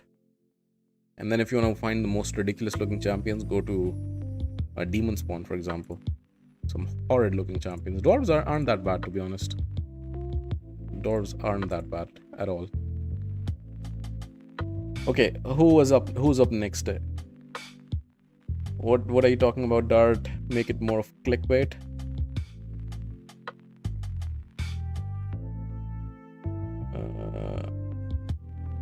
I missed quite a lot of comments. Okay, let me read through. I should just join in Twitch. Yeah, the thing is that I haven't even gotten to the initial requirements for Twitch, and those requirements are so low. They're like 50 followers and such. If you guys have an account, please just go there and follow me so I can get into the initial program. It just needs 50 followers. I'm stuck at around 42. And because YouTube is linked to my YouTube channel, I naturally get more viewers here. And that's the thing. I'm still a very tiny channel, right? Which means that if I take the decision of streaming just on Twitch, nobody's gonna show up. I have to do both. Make it more of a clickbait. I'm assuming you're talking about promoting the Twitch stream in a clickbait manner. I have 11 aspects of Shiroth. Crazy. Crazy. She's a creepy little woman. She is. That helmet is goated, except you can't see who you're attacking. Yeah, exactly. And you know what's behind the helmet? It's just rocks. Literally just rocks. And he's a philosophical take on life. He breaks rocks, but he himself is made of rock. So he's basically killing himself slowly but surely. That was a well-timed cough from my wife. I don't know if it was intentional. Okay, what was next? Freak, which faction did you want me to show? If you're still here. That is. Barb, you mentioned Barb. Can you remind me? Stage 14. That's the boss stage, no? I mean, there you just need damage.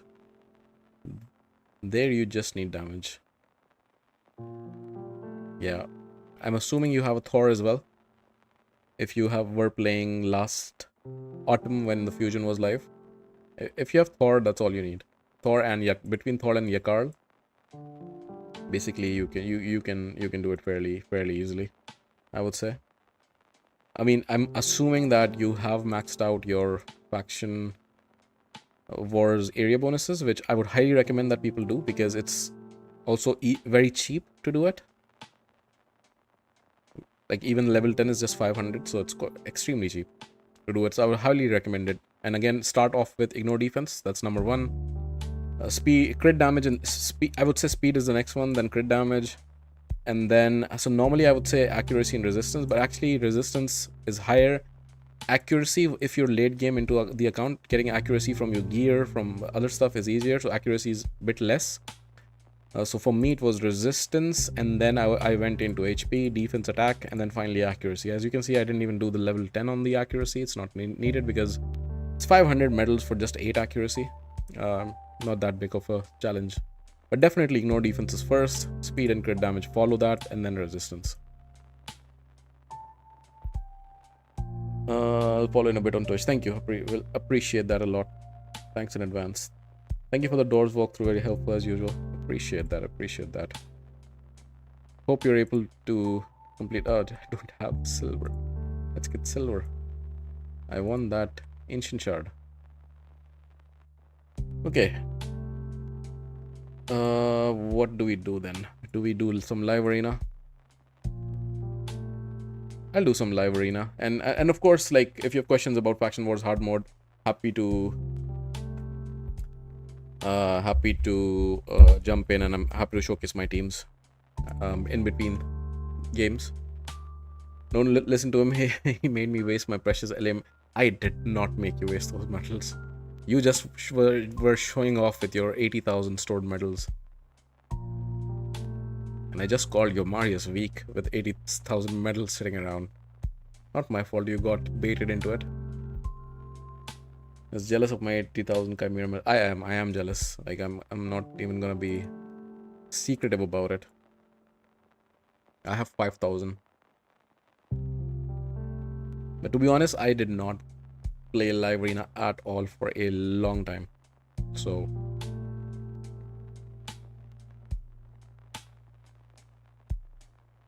there's a reason they're not there. Shouldn't I build out Polara actually? Maybe I should do that. Okay, I'll do just a couple of battles here and I'll build out Polara. See what she can do. Tried to sabotage me. Lies. Absolute lies. I hate this guy with a passion, and that's why I'll ban him.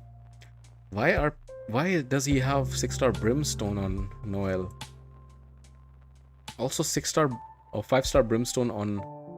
What is this guy? And watch me lose to this guy. Even though his blessings are completely whack.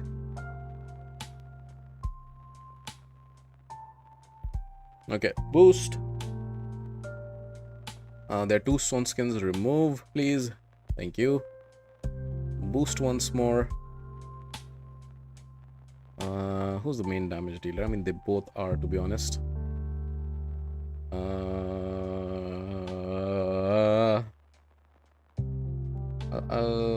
He had 6-star Rain. Let's go after her. Okay, that's good. Please spread.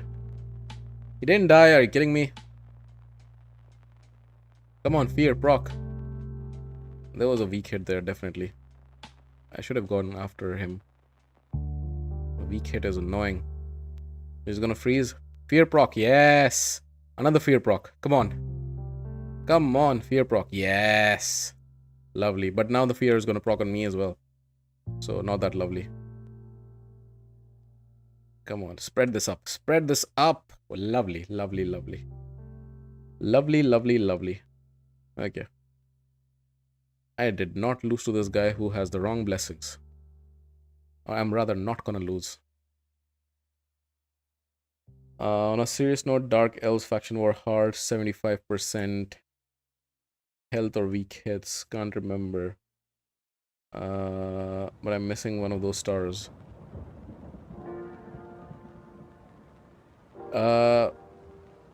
Dark Elves don't have the 75% HP. They have the other annoying one, which is the don't let the enemies heal, that stage. So do you mean that one, or do you mean weak hits? Okay, yeah, let's actually build out Polara. I also need to do the charm training, right? Yeah, I mean, I do have time, to be honest, but building out Polara would be fine. So let's run Minnow. And while we're running Minnow, we can of course chat through. Where are you? Let's run Minnow.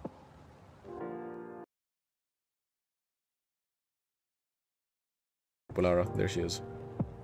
Super raids, love it. I'm thinking, actually, should I also put in Valerie? Because she's also missing blessings. Not blessings, masteries. Yeah, let's do it like this. Let's run this. I don't have Vizix, so that's the one. Don't let them heal. Okay, so who's your damage dealer on that stage? And do you have a Ghostborn? Because that was the key for me for beating that stage.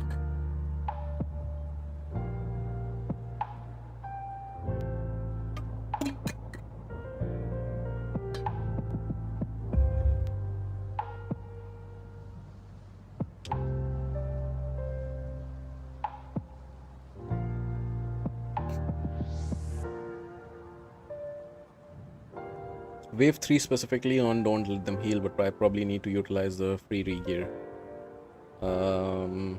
Yeah, wave 2 is also quite annoying with the don't let them heal, especially because of that guy. What's his name?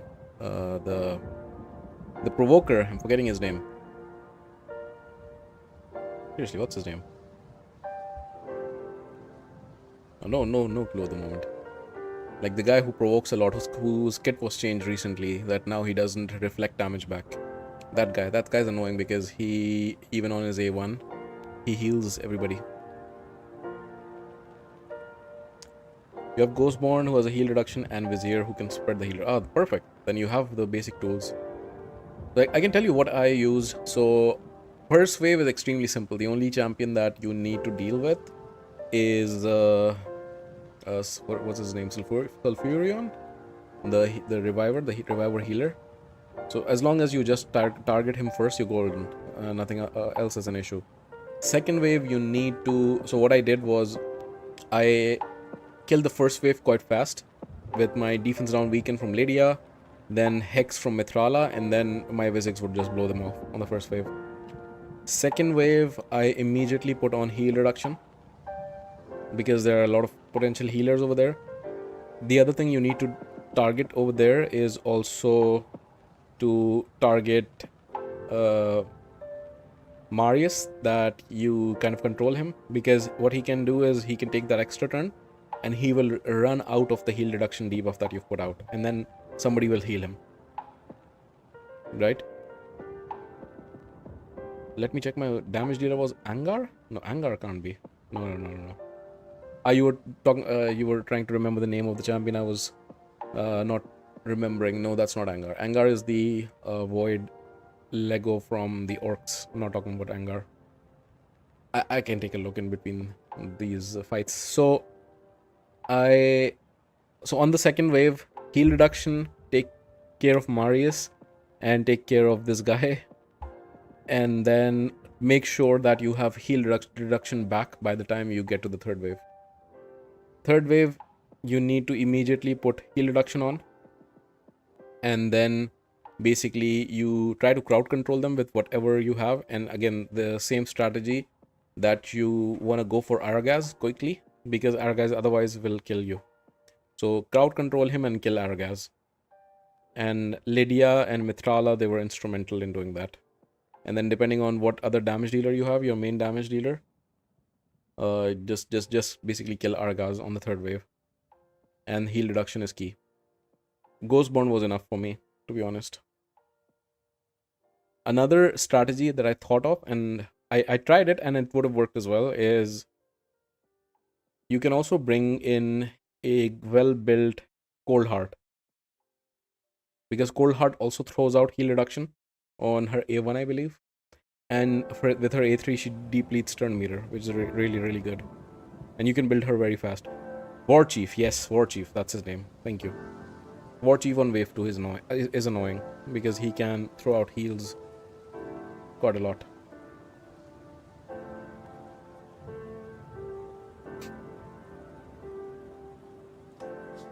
Yep. War Chief indeed.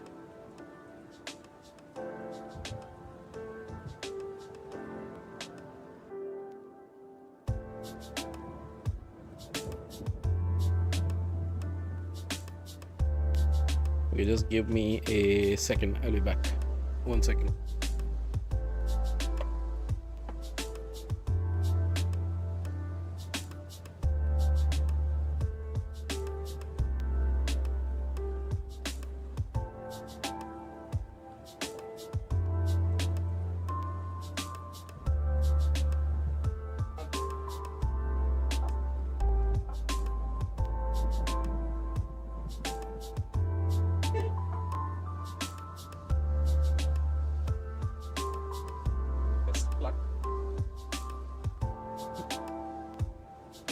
Oh, I forgot to mute. Alrighty. Okay. Nice. Nice. Very nice, very nice. I have no idea who my main damage dealer was. Okay. I mean, you can just look at your faction and who you're using most for damage. Looking at the index, they're all trash. I even gave 6-star Ren to Mithrala, by the way. Those were my 2 damage dealers, Mithrala and Vizix. And Vizix hits hard with the. I mean, of course, 6-star Ren, but he can hit hard. Of course, you don't have Vizix, but if you don't have anything else to build Mithrala up, main damage dealer was Supreme. Supreme Kale, of course, has. Yeah, nice. Supreme Kale is pretty good. Nice, so you have pretty good damage there. But more than champion, again, the more important question here is, do you have good blessings for Supreme Kale? I think I have a blessing for Supreme Kale sitting around in my blessings inbox, but of course I don't have the champion.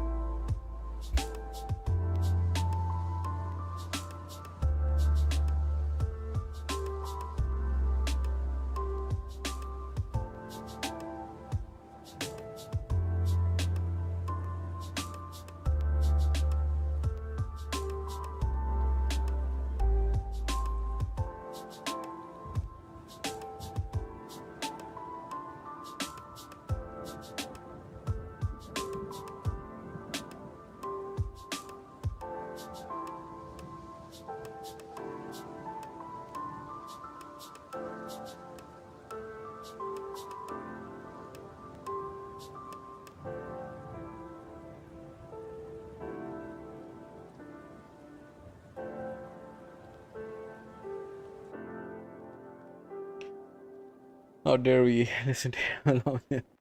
Him was killing mobs in death. There's no room for love and celebration. Yeah, exactly. I mean, she's off killing these weird creatures in her game anyhow, as well. Hollow Knight. I mean, technically, Vizix is always there in spirit, merged with Lydia. Yeah, fair enough. Oh, does your Lydia have a high blessing? You can build her for damage as well, for example. Nice! Valerie's blessings are done. Which means I can finally get War Master on her. Right? No! What? I thought I just saw... that was the max. Okay, I'm stupid, guys. I'm stupid. That was 124 out of 950 and I just read the 950 part. Okay, I'll take Valerie off anyhow. Just let's go with Polara faster.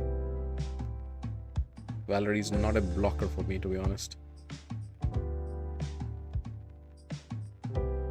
Aragaz is broken with faction wars with his HP. He is. There are a few champions. All of these faction unity champions are pretty annoying, to be honest. This guy and then what's his name? Tetsuya, the Shadowkin guy. He's also so freaking annoying. He hits so hard and then he spreads those fears which can't be blocked. And also super annoying is the what's his name? The Knight's Revenant faction unity champion. That guy, he's also super annoying. All the HP champions, they scale so well. He gets an instant turn, he really hits hard. He can heal his own team, taunt, and he just doesn't die. He really doesn't die. So I really hate him with a passion. All of these faction unity champions. And Plarium has been so annoying with all of these. Like, for example, Aragaz, the Orc faction unity champion, they put him with Supreme Gaelic, who basically attacks you whenever you try to crowd control. And they always put this stage with, oh, you don't let them heal, and then they're all champions who will heal.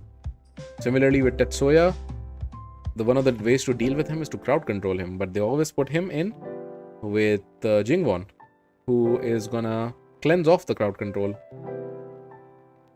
Super annoying. I mean, in a way, well thought through to make it a challenge, but can be quite frustrating.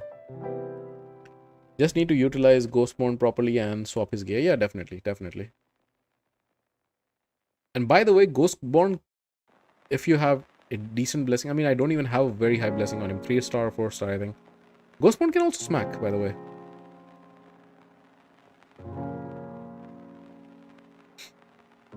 So there's that.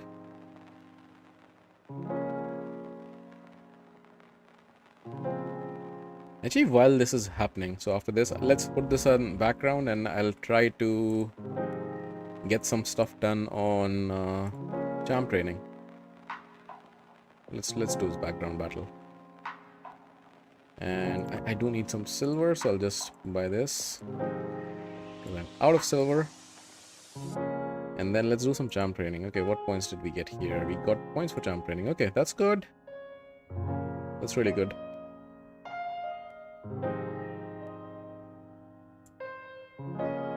What are other annoying stages in Faction Wars hard mode, by the way?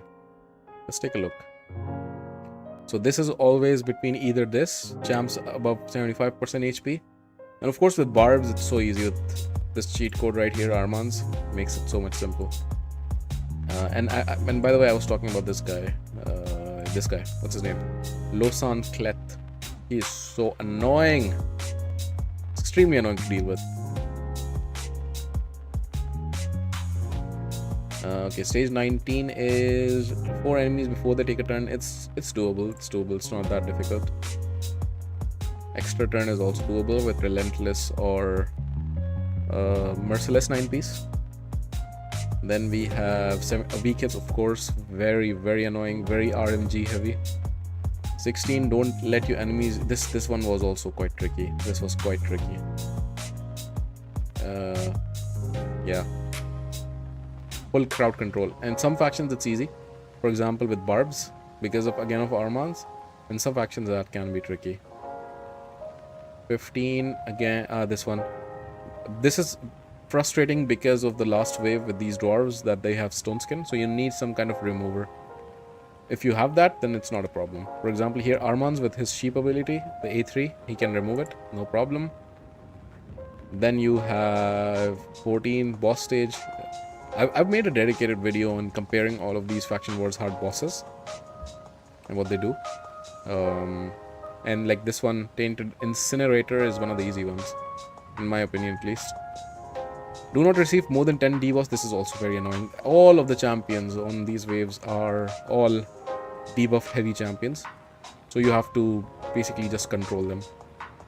A lot of Faction Wars hard is you have to manage control a lot more than just raw damage. Unless your raw damage is like Marius levels of damage that you can just blow through without questions. Ally attack, counter attacks. This is not that difficult if you have the champions. I struggled with that one for Undead Hordes because where I did not have any ally attack champions. So I actually did it off of retaliation set. I have a Mashald 6-star. I put him in a retaliation sets, and then there I just waited to get hit, and then I did it that way. Bit annoying, of course. What else is there? I looked at this already. 11. Let's look at 11. I looked at 10. Okay, let's look at 3 epic champions. It's usually not an issue. These kind again depends. Really not an issue. And again depends a lot of the champions. Provoke can be annoying. The freeze one with Dark Elves, that was so annoying. I had to use on my Mithrala a frost set. That's how I did it. But yeah. Okay, let's do some champ training here. Let's put some brews in.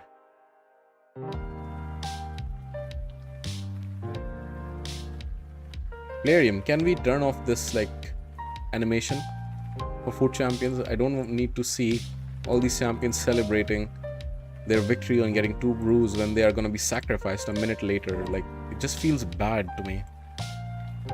Like, you know, it's like I'm getting their hopes up, giving them brews, and then I'll just feed them. I'll sacrifice, literally sacrifice them for another champion that's dear to me. And in many cases that champion is not even dear to me. That's another food champion. It's quite messed up if you really think about it. And then these are celebrating. Just take off their celebration plarium.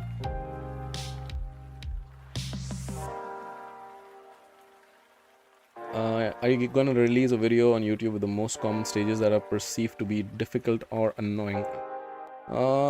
I can, but then again, I've mentioned it, like, nobody really watches Faction Wars Hard. Whenever I release a video on Faction Wars Hard, then yeah, that doesn't really get views or anything like that. So I'm not sure. I'm happy to talk about it on streams, I guess, but maybe I'll do it. I don't know. I'll do it. When there's a week and I'm all out of ideas for videos, maybe that's what I do.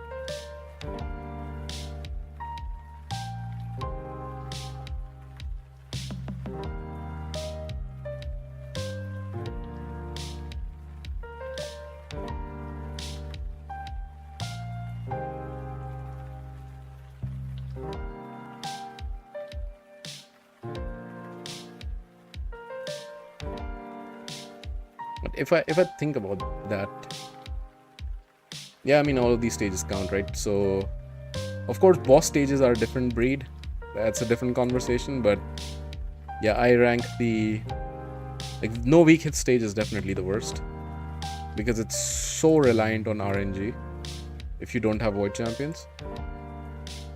And then of course the don't let your enemies heal and the 75% HP. The 75% HP, especially on the stages where you have Narcissus on the second wave, are so frustrating.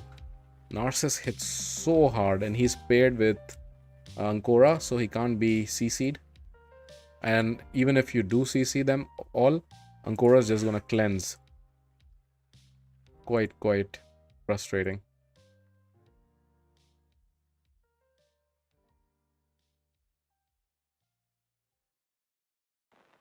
You know, benevolent, merciful. What? It may do well in 6 months when that's relevant for more. Do you think it's going to be relevant in 6 months for many people? I don't think so.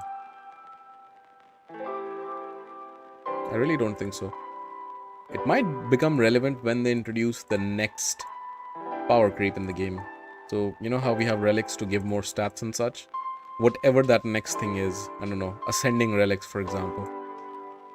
Not giving any ideas to players. Not that they need it. They find new ways of making money and introducing new economies in the game. So, for example, let's say they introduce ascension on relics.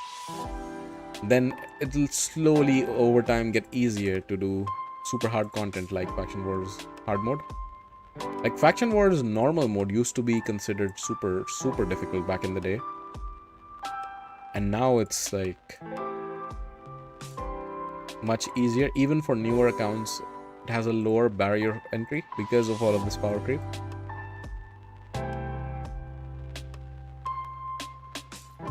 All these poor guys have only that one moment to celebrate. They'll let them have it. I guess, yeah. Did you see the LA message above?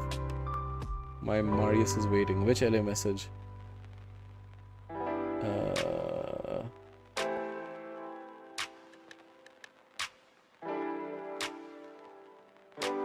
I don't think I did. Yeah, Marius is waiting for what? What is it waiting for? To be geared properly? To be given off to someone who can build him properly to hit hard? Is that what your Marius is waiting for? I don't remember how I beat Narcissus, but I remember being annoyed. Yes, Narcissus is annoying. Especially on the 75% HP stage. And on the factions in which you don't have revivers, like Ogrins. I think with Ogrins it was both. I didn't have any revivers, but even if I did, the stage was that you have to clear it with 75% HP. And Narcissus also doesn't care about shields, right?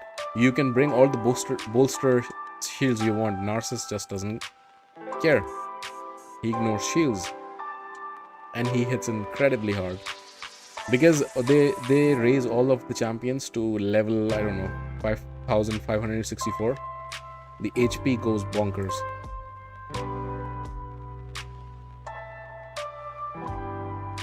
Okay, let's... I think I put pretty much all level 3s, right? And now to use this very nice feature actually, this instant rank up. Look at this. Okay, this one I don't want because level 27s are very close to 30. It's pretty cool. Oh, I did leave one. I did leave one out. That's on me. But all of the others should pick very nicely. Look at this. Look at this. Again, this level 26 is not what I want. 24, not what I want. But for the majority of them, I don't have to individually do that. I can just do this one click. And bam. There you go. Quite nice, quite nice. And let's see which level 3s I did not pick out. There was one, right? I just saw it. Or was it in the vault or something? Yeah, I believe it. Ah, yes, she's in the vault.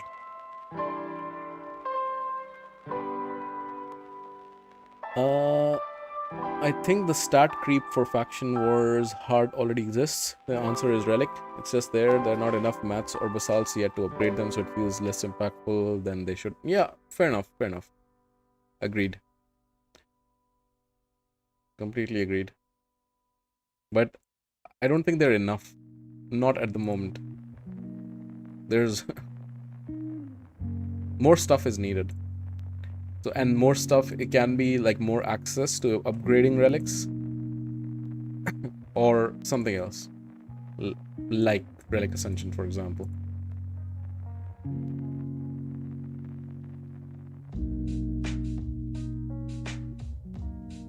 I wish they also had a feature to like do this, like feed 3 brews per champion or something. Would be very welcome, I would say.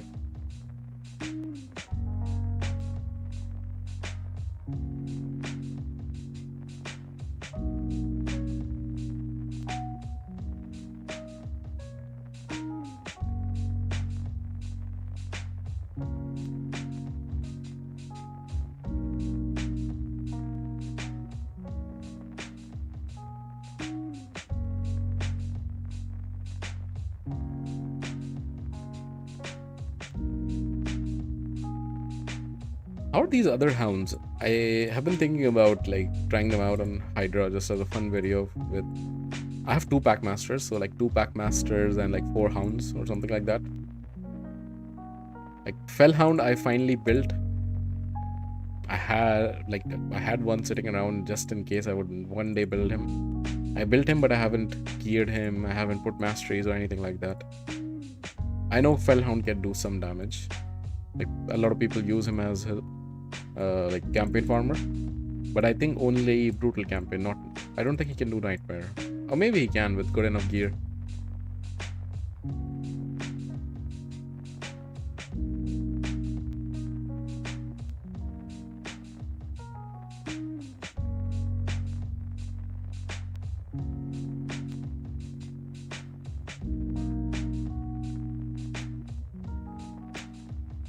No need for Relic Ascension, just bring back Cat's and lower the cost for moving relics around so we can use Cat's in every faction war. Yeah, that's...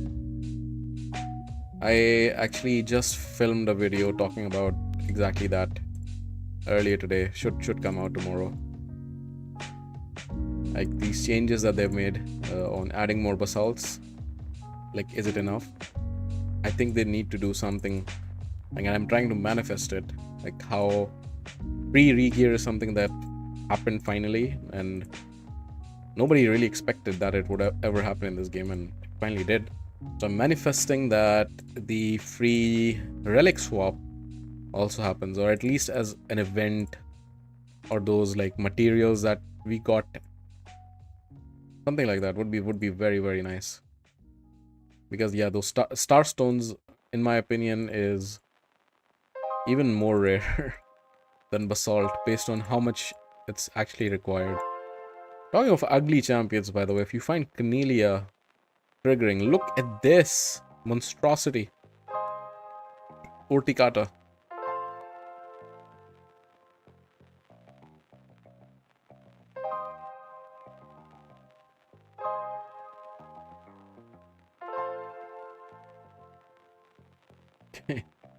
Oh my god.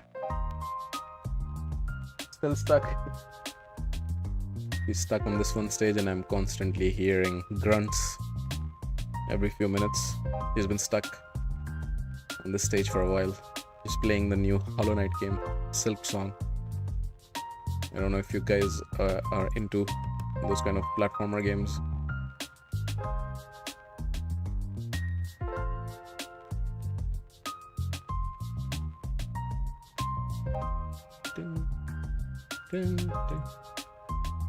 Actually, I have to do a short pull video one of these days.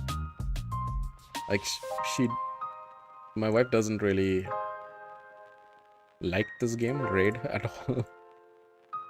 But I want to do like a short pull video where she rates and gives her opinion on just the design of these champions that I pull.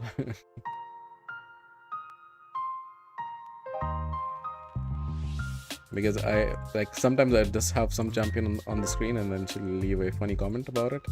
Oh, maybe. Yaga, the useless champion that you get so early in the game. Such a bait champion. It's completely useless. Alicia is actually quite good. Lady Quellen, no idea what she does, but she's food.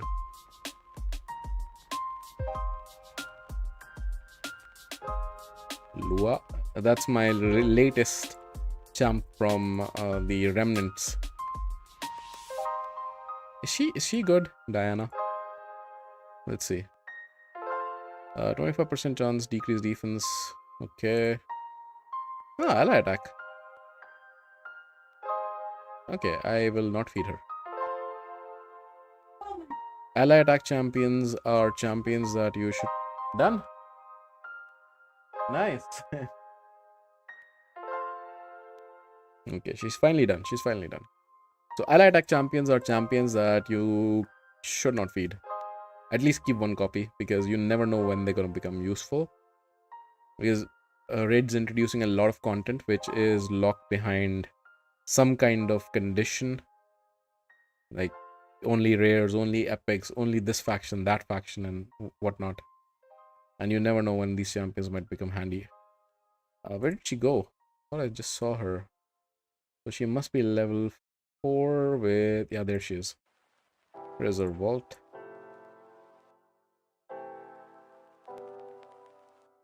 Okay. Are all of them fed? I think they are. God damn, what the hell is that? I am assuming you're talking about Urticata. and if so, then I agree. What the hell is that indeed? Okay, let's see that nobody high rank is being put. Yeah. I love this feature. Thank you, Plarium, for this instant rank up. It's a very nice feature. Okay. So 1, 2. I don't have enough. Let's do one of these incubuses.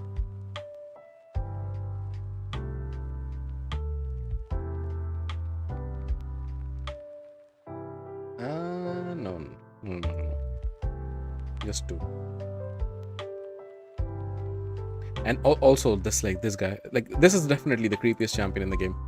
Vagabond. Like, look at this. Like, what the hell is this? Creepy. You call Cornelia creepy? Really? Look at this. It's like a baby, but it looks like a dead baby, and it has a lot of dead babies in its basket. That, or did it dig it out? Because it has like this scythe. This is just creepy. Super creepy. And like these tiny baby things on the side. This is definitely the creepiest champion in the game. 100%. If I pull this, I'm not even gonna ask her how she feels about the design. Holy shit, this is creepy. That'd be fun. The short pull where also I played Zerg faction StarCraft, and the Urticata kind of looks Zerg-esque. Okay, nice. I haven't played StarCraft, so won't be able to relate there. And I've played a lot of Age of Empires, so I've heard that it's in many ways it's similar. The gameplay, of course, the characters and the design and the animations would be, of course, very, very different. Okay, how many points did we get doing all of that? Quite a lot of points. If I want to stop at this 7,350, then I'm very close, actually. There's an argument to be made to go all the way to get the rank 4 Basalt just because of how rare this thing is in the game. Ah, rank 2 Basalt. Nice. So I'm already here. I believe I will stop at here. I'm not going to go for the full, because again, he's a support champion, and for an end game account, yes, he's good to have, but not super fussed about pushing really hard to get all the way to milestone 5. I'm thinking about this relic. I might go for it. The delay effect is actually not bad, but that's what I'll think about. But a 3-star I will definitely pick up.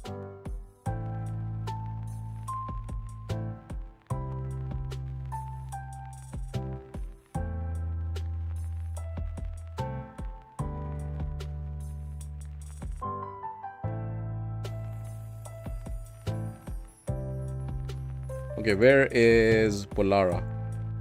Our mastery is done, or did I run out of energy? No, I didn't run. Oh, masteries are done. 950. Nice. Okay, so let's try to build her out, right? Let's get her ascended. I don't know if I have enough pots even. Yeah, I don't. I'm lacking pots a lot. Let's do something I almost never do, which is to run the Arcane Keep. Why is there no super aid here? Can't believe I have to run Arcane Keep. Let's go. I'm absolutely going for the rank 4 Basalts. Yeah, I think I also saw them in Chimera trials. It's annoying that they put it, like, one of them under the decreased resistance trial. It's such a shitty move on their part, because there's so few decreased resistance champions in the game.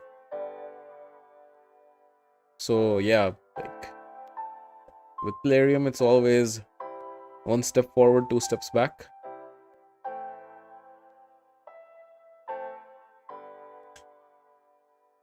I have the delay relic. Who would you use it on? Interesting. Let's see. So what are these rewards? 2 of the mid tiers. So it prevents death, delays it, right? And you can heal back, of course.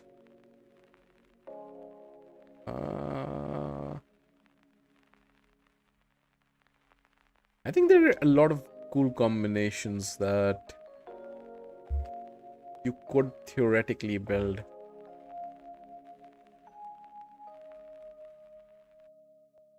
I think you could build... You could even build a cool team. I mean, again, Marius is not a champion that you would want to give a non-damage relic to, but for example, him... Also, like Ice Golem or something. Even... Forget Ice Golem. Think of Sand Devil. Even Sand Devil. Something cool you could do over there. With that relic, I would say. But then again, you would want to use that in PvP most likely. And in PvP...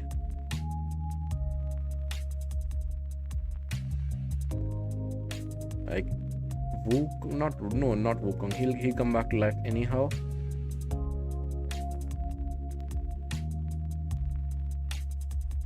I guess a champ that has the ability to revive and heal back your team.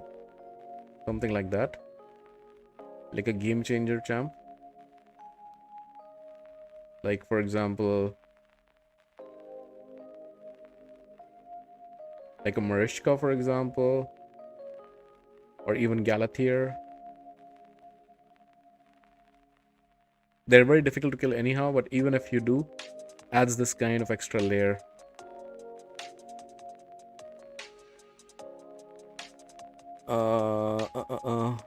Check the message that starts with lol above. 6 messages up. It's time. Okay, 6 messages up.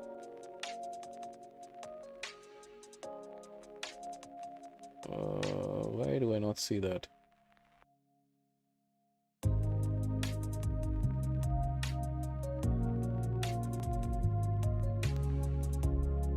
Why do I not see that?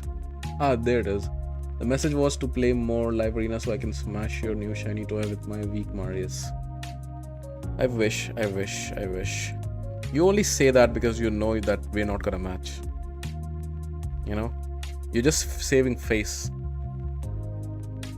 If we were able to battle it out, you would not be saying this. I don't want to give your Marius even more complexes. It has already enough. Growing up in that household with so many mythicals, and he's being called a donkey, not been given the best treatment, treated like a stepchild in his own home. I don't want to crush his hopes and dreams even further. So be thankful that there are no friendly PvP battles, because it's not going to be friendly for that Marius. It's going to crush him. It's going to crush his spirits. He's already hitting like a wet noodle.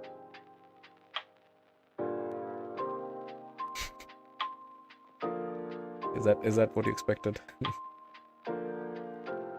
Need decreased resistance, just pull Gala? What? Gala long braids, really? She has decreased resistance?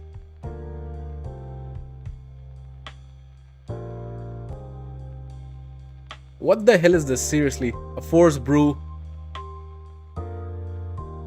I'd ban your Marius so fast. That's the thing with Marius in live arena. Like, a lot of people are like, oh, you should build out Marius with stone skin and lethal, it's the better build. And it's not, because most of the time Marius is just banned in live arena. He doesn't get to play.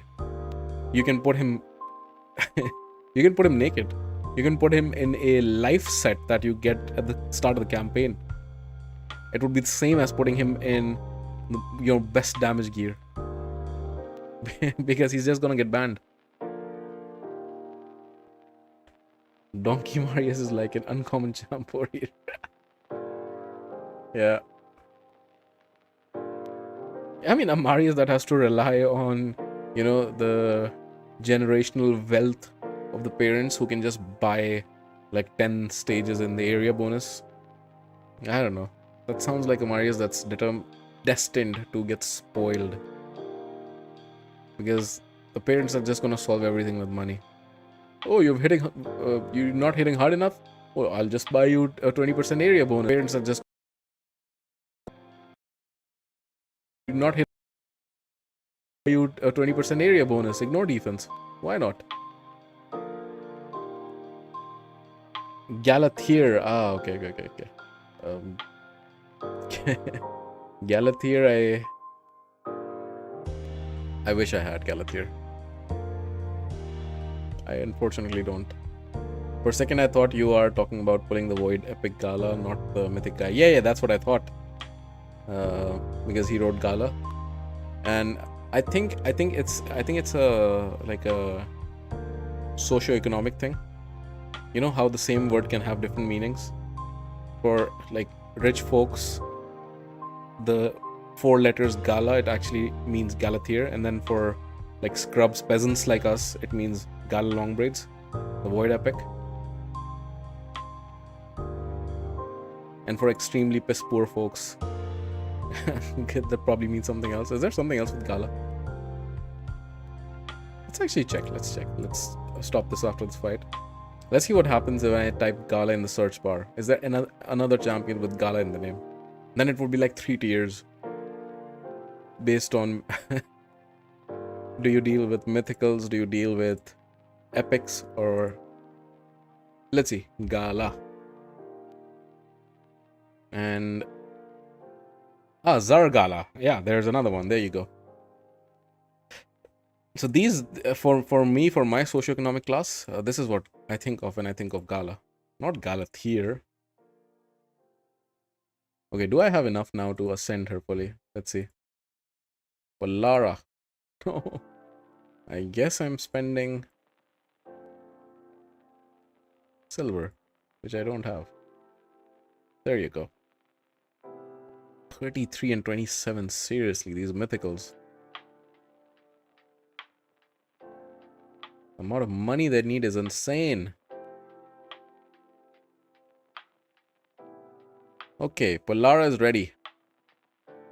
Polara is ready to rumble. Okay, let's see what she needs. She needs accuracy, right?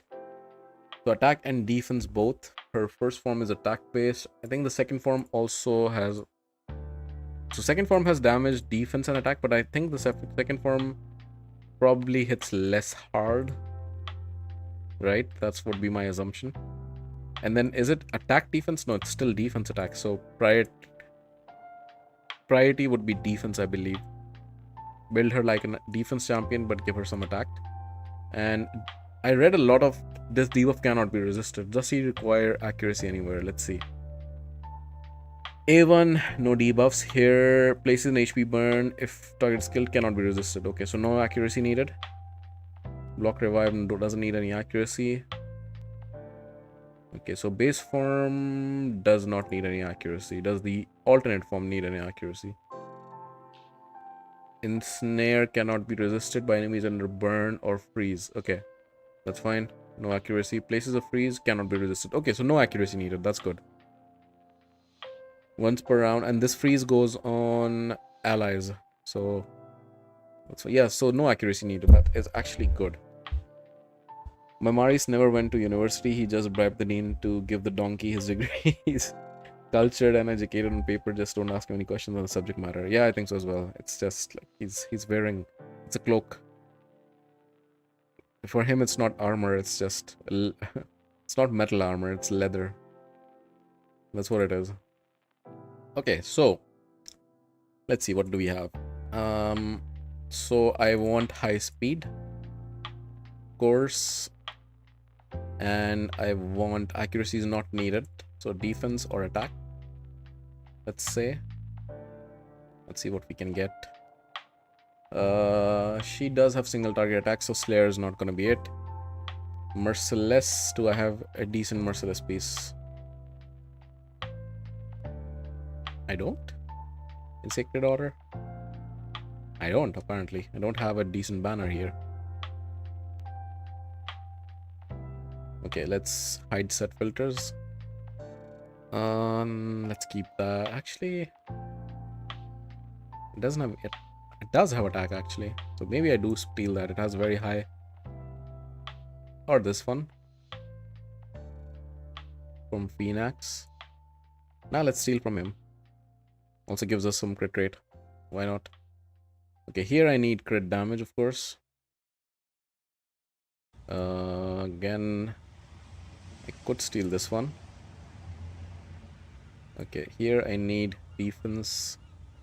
Speed, of course, I can't get. There's a merciless piece right here. Defense and attack. This is perfect. Okay. Now, from here... So I have an 8-piece merciless, potentially. 6 pieces enough.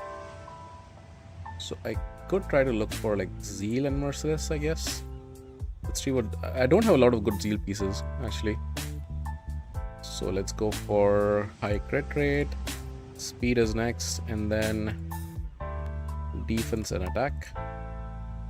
Right after that. Okay. Oh, this is a good piece. This is a very good piece, actually. Defense, HP, defense and attack would have been ideal. Let's take this. Let's take these two. And now let's look at merciless. Let's also look at equip pieces. Oh, I could have looked at here. Attack accuracy, not really.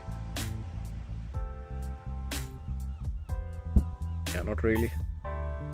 Okay.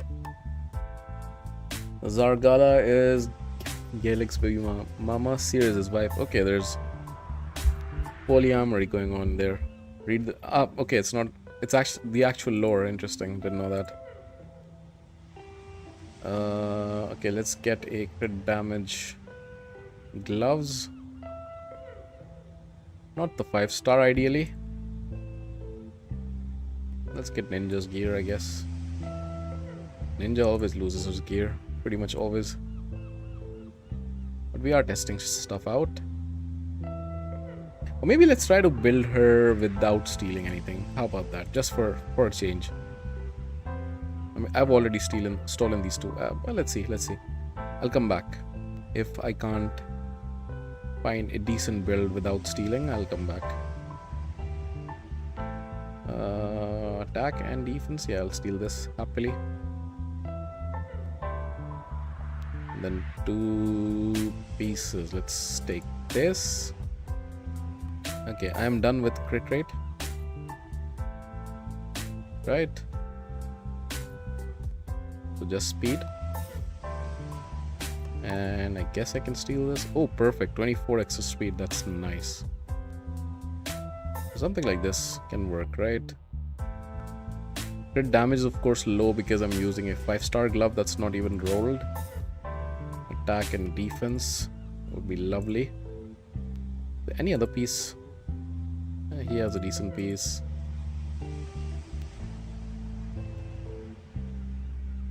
Yeah, it's not the best build, but let's just test it out.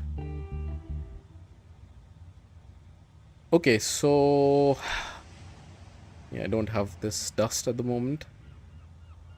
Let's see if I can min-max this one. Can I get it up? I mean, I think I can. I just need to get some more silver. Just give me a second.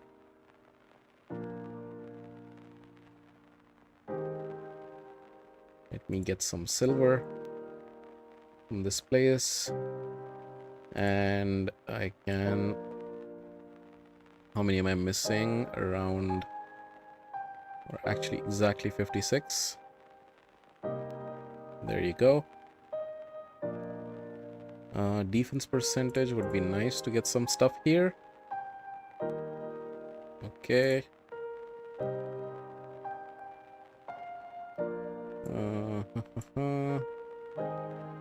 Here, let's put even more speed. This is such a nice piece. Unfortunately, it only rolled +4 on the speed. Would have preferred it to roll it higher.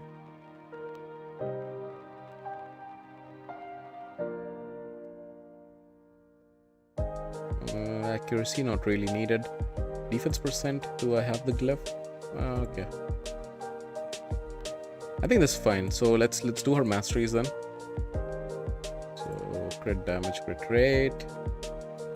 Where are we gonna test her arena? Hopefully she's gonna be killing people, right? So yeah, we definitely take this. This is always useful as well. This is also gonna be useful. Yes, please. And then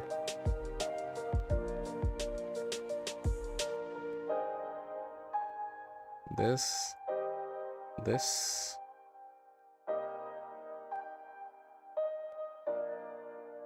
18 speed or this. Let's take this. Let's go not with speed. And let's go down here. Defense.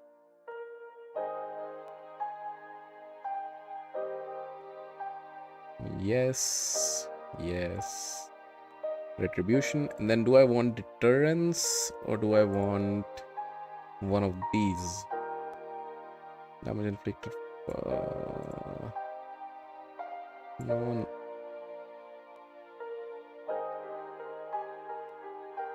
Yeah, let's take this. Okay. So there you go. There's Polara. This is a final build. We give her a relic. What relic do we give her? I've gotten this relic recently. I don't know who to give this relic to. Let me know if you guys have any ideas. It's an arena relic, I know. Any ideas would be welcome. Attack. Not really. This is also actually a very good relic for squishy damage dealers. I think these are good relics for faction wars. HP speed, no. I guess she's going without relic for now. But she's maxed out on crit rate, 255 crit damage, not the highest. Almost 5k attack, 4k defense. Both are relevant for her. She doesn't have the highest HP, but we'll see. And she's built in a 6-piece Merciless, 2-piece Zeal, and one Slayer. And so let's test her out. Let's see how much damage she does. First question, can you solo Farm Nightmare? Let's see. These three. Okay, let's go. Doesn't have the highest HP, but we'll see. And she's built in a 6-piece Merciless, 2-piece Zeal. Okay. And one Slayer. And so let's test her out. Let's see how much damage she does. It's also, to be honest, this stage is also bad affinity because she's Force. It's a bad stage for Force champions. Okay, let's go. Of course, her damage is not very good. But looks like you can. Also, to be honest, this stage is also her. What's her AI like? What was I didn't pay attention. Which ability does she go for first? So, oh, didn't want to mean to do that.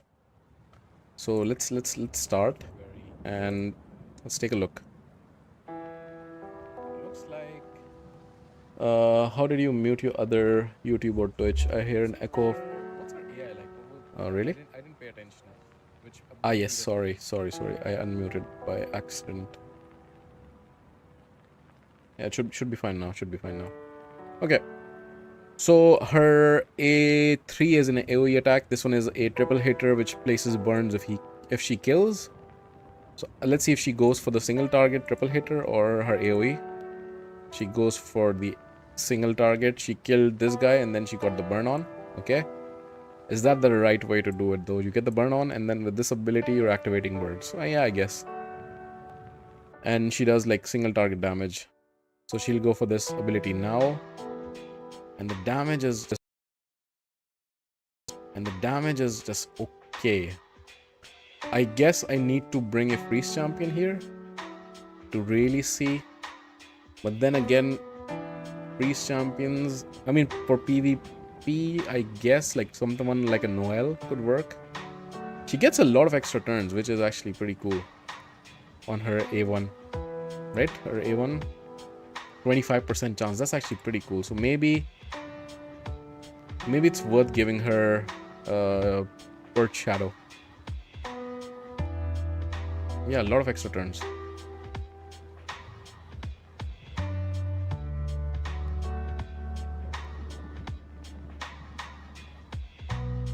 Yeah, damage is not the highest, but then again, there's no blessing on her. But then again, on top of that, Empress doesn't have any blessings and he hits incredibly hard. Do I have a Perch Shadow lying around? I don't think so. Can I pull it from somebody? What did I give Perch Shadow to recently? I have so many Perch Shadows, which is actually a good thing because it's one of the best relics out there. I even gave it to him. Okay. Did I pull it from Duchess?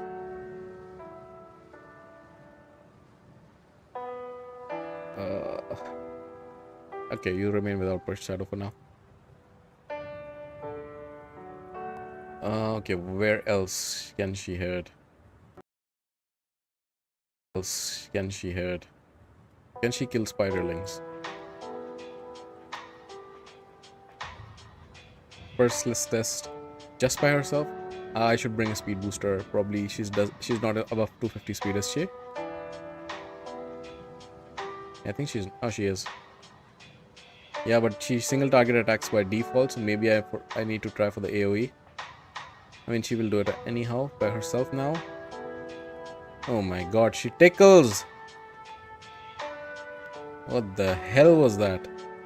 Let's bring defense down weaken. Where are you? Where's she?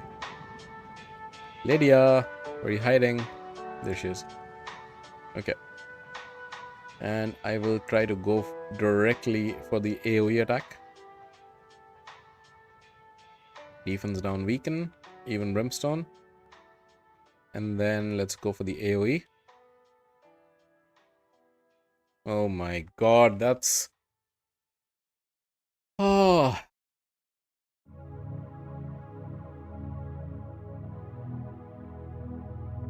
But that's the thing, like, if you build her out as a nuker, of course her HP is gonna be low. How does she work in her alternate form? Again, her alternate form is supposed to be the one that, like, brings people back, right? Our passive is to, once per round, revives each ally, including this champion, with 100% HP, places a freeze. And then they receive 90% less damage.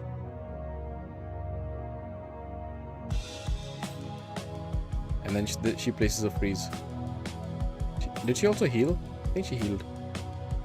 But she didn't place a freeze. Is the freeze conditional? Am I forgetting this? I think the freeze is conditional. Okay, she revived and now, of course, 90% less damage, but then the freeze ran out. Okay. But she doesn't revive herself, I guess. Oh no, she did revive herself. But it's only once per round, so she's gonna do it once, and now, since this is the same round, she's not gonna do it again. Yeah, that's...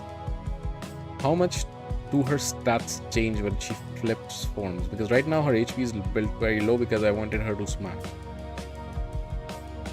Decent amount, not the highest, to be honest. 17k, 15k base HP. Defense goes up in the alternate form and attack goes down, okay? And resistance goes up in the alternate form. And in the alternate form, this freeze cannot be resisted.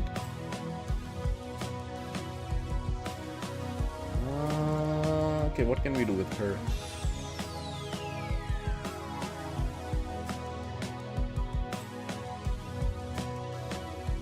Okay, let's go to the event dungeon. I just want to see something. Stage 30. This is an experiment I was trying. Hasn't been very successful, at least yet. Okay, so let's do something. Geomancer, where are you? Geomancer. Let's bring in Ramantu. And who else? Let's bring in Marius as well, just to kill the waves. Okay, let's do it like this.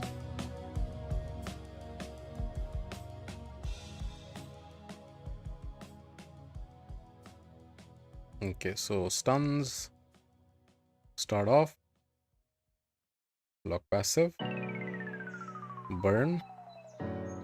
Okay.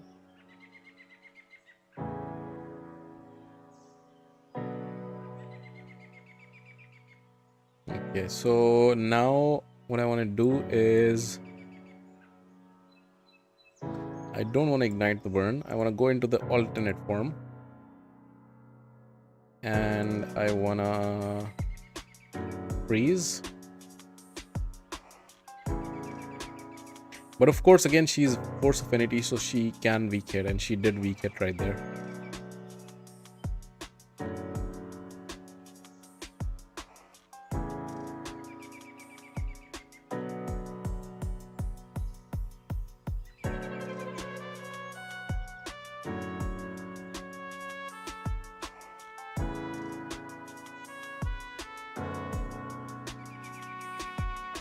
Ensnare.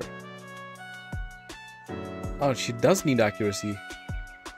The ensnare got resisted. What? I thought she didn't need accuracy. How did that get resisted? So, like, this is the strategy I was thinking about. So, you can put the burn from Geomancer, and then because she reduces damage by 90%, then like your team can your team can take damage, all the damage that they like. But it's gonna get thrown back, right? That was what I was hoping for. That's why what I was trying here. But now the burn is out. But the thing is that she only revives once. But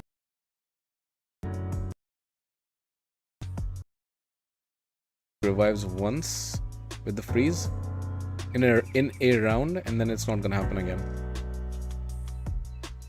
Which I wish it was on a cooldown. Oh no, she does. What? Or is it each champion once? Did you see that? How did that happen? Kyoko, who is Spirit Affinity, hit her and there was a weak hit. How was there a weak hit? Seriously, how was there a weak hit? Koyuko is positive affinity to her. I did not imagine that, did I?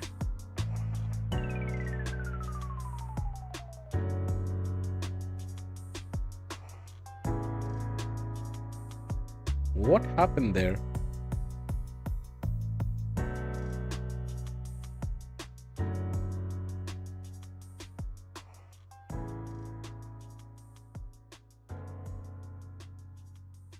Ah, come on. Kill me. Hit me, hit me, hit me. More, more, more. Thank you. But seriously, what happened there? How did that happen? Let's go to the champion collection. Does Ensnare do any of that?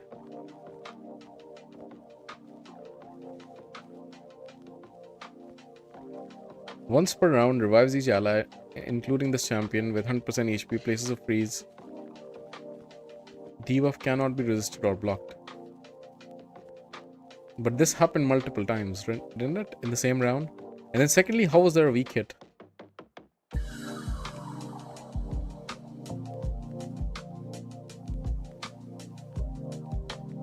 That's very weird.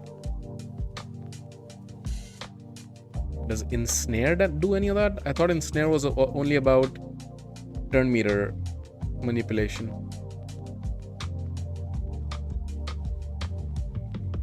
Turn meter increase effects will be reduced by 50 or 100%.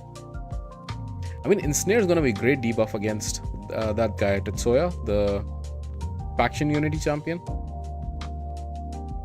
And then secondly, how did he resist this? Ah, it's conditional. HP burn. Okay, fair enough, fair enough.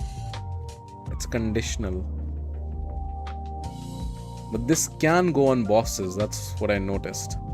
So which can be a useful strategy, to be honest. So for example, which burn champion do I have? Debuffs. Burn, burn, burn. There it is. Okay, I have Arbice, right? So I could bring in Arbice as a burner. Let's do that.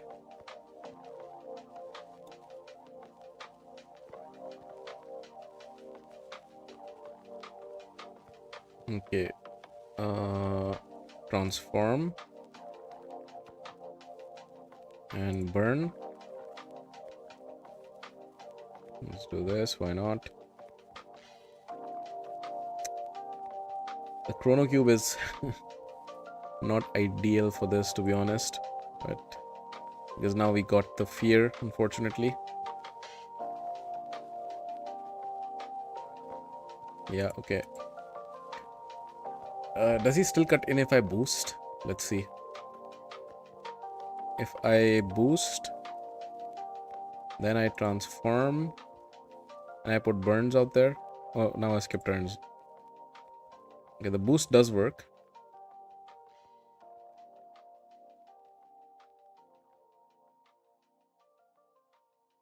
I wanted to put the burn on everybody.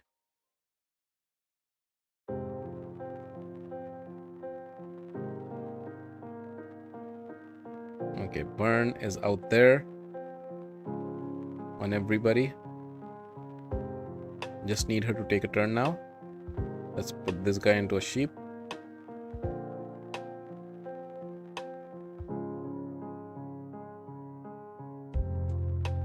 Okay. Can you get a turn, please? Without dying.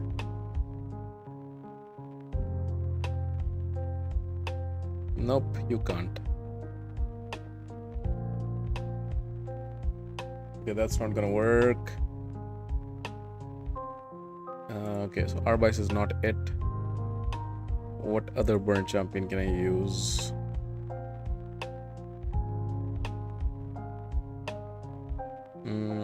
I guess him. He also has an irresistible burn. Alright, I guess I can use him. Yeah, let's do that.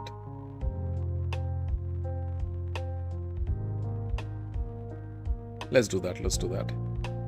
Okay, stuns to start off the round. I will actually go for the A2.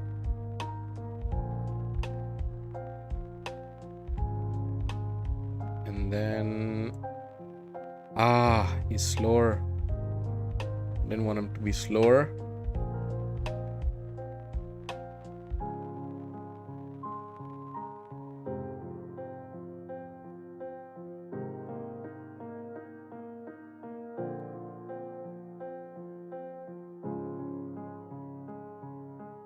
No. Question is, can she get a turn without dying? Quite unlikely.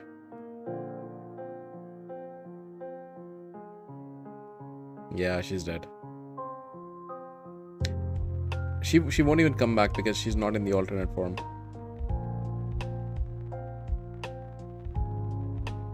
Yeah. No. Okay. I need to test her out a bit more. I think I'm getting tired. So maybe it's not the best time to test her out right now.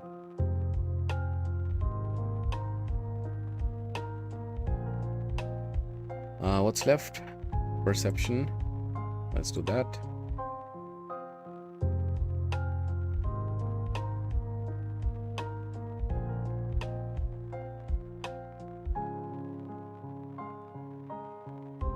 All done. Okay. Curse City I did as well, right? Yeah. Amius. Nice. 14 turn Amius skill. Quite nice. Okay, so I still need to do a tiny bit of training, I think. Or maybe, I mean, if I decide to go for the Basalt, I might do the whole thing. I mean, 4-star Basalt is quite attractive, to be honest, just because of how rare it is. So I might go all the way to 13,000 points. But just 50, I mean, this 50 I can do right now. 7350, okay, just one champion or something. Going to the next level should do it. Don't have food here. Do I have 4 stars?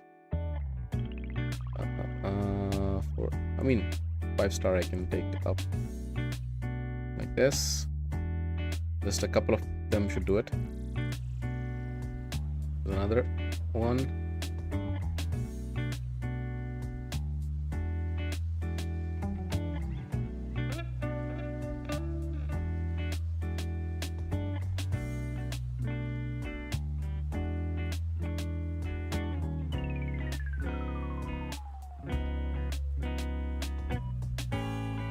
Okay, that's done. Ignoring the pulls for Raf and saving shards, hoping for a... No, I actually did pull shards for Raf, didn't get anything. I even filmed myself while pulling the shards, and I don't know. After the shard pull was done, I was not sure if I should actually push that video out. I still am not sure. It's saved, but I'm thinking I might not push it out. I didn't pull anything interesting at all. It was all crap. Quite some epics, yes, but yeah, as you can see, I mean, 9 ancients. Like, let's pull them. Why not? Maybe I get something on stream. Epic. Old Grackles. This is another awful design. Like, what the hell is this? Leech, decrease speed, decrease drag. Actually, not a bad kit. Or Chimera. You don't have any other options.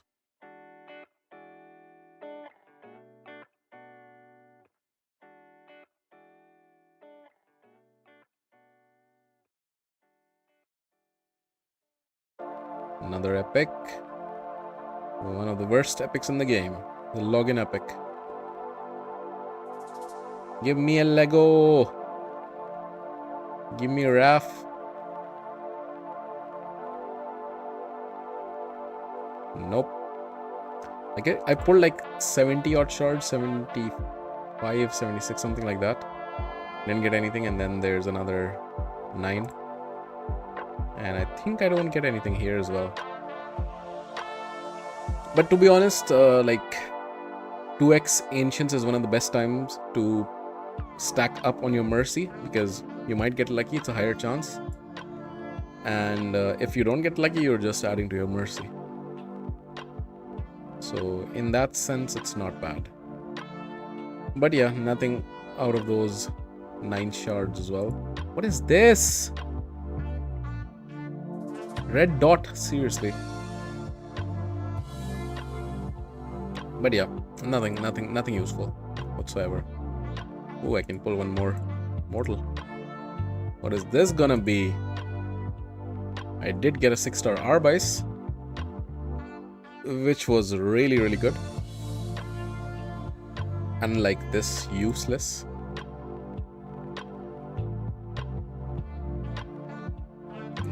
Nice. I also am saving up these for another event, hopefully.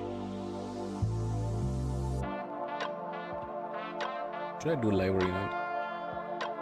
I think I'm feeling sleepy. I'm quite tired, so I will not.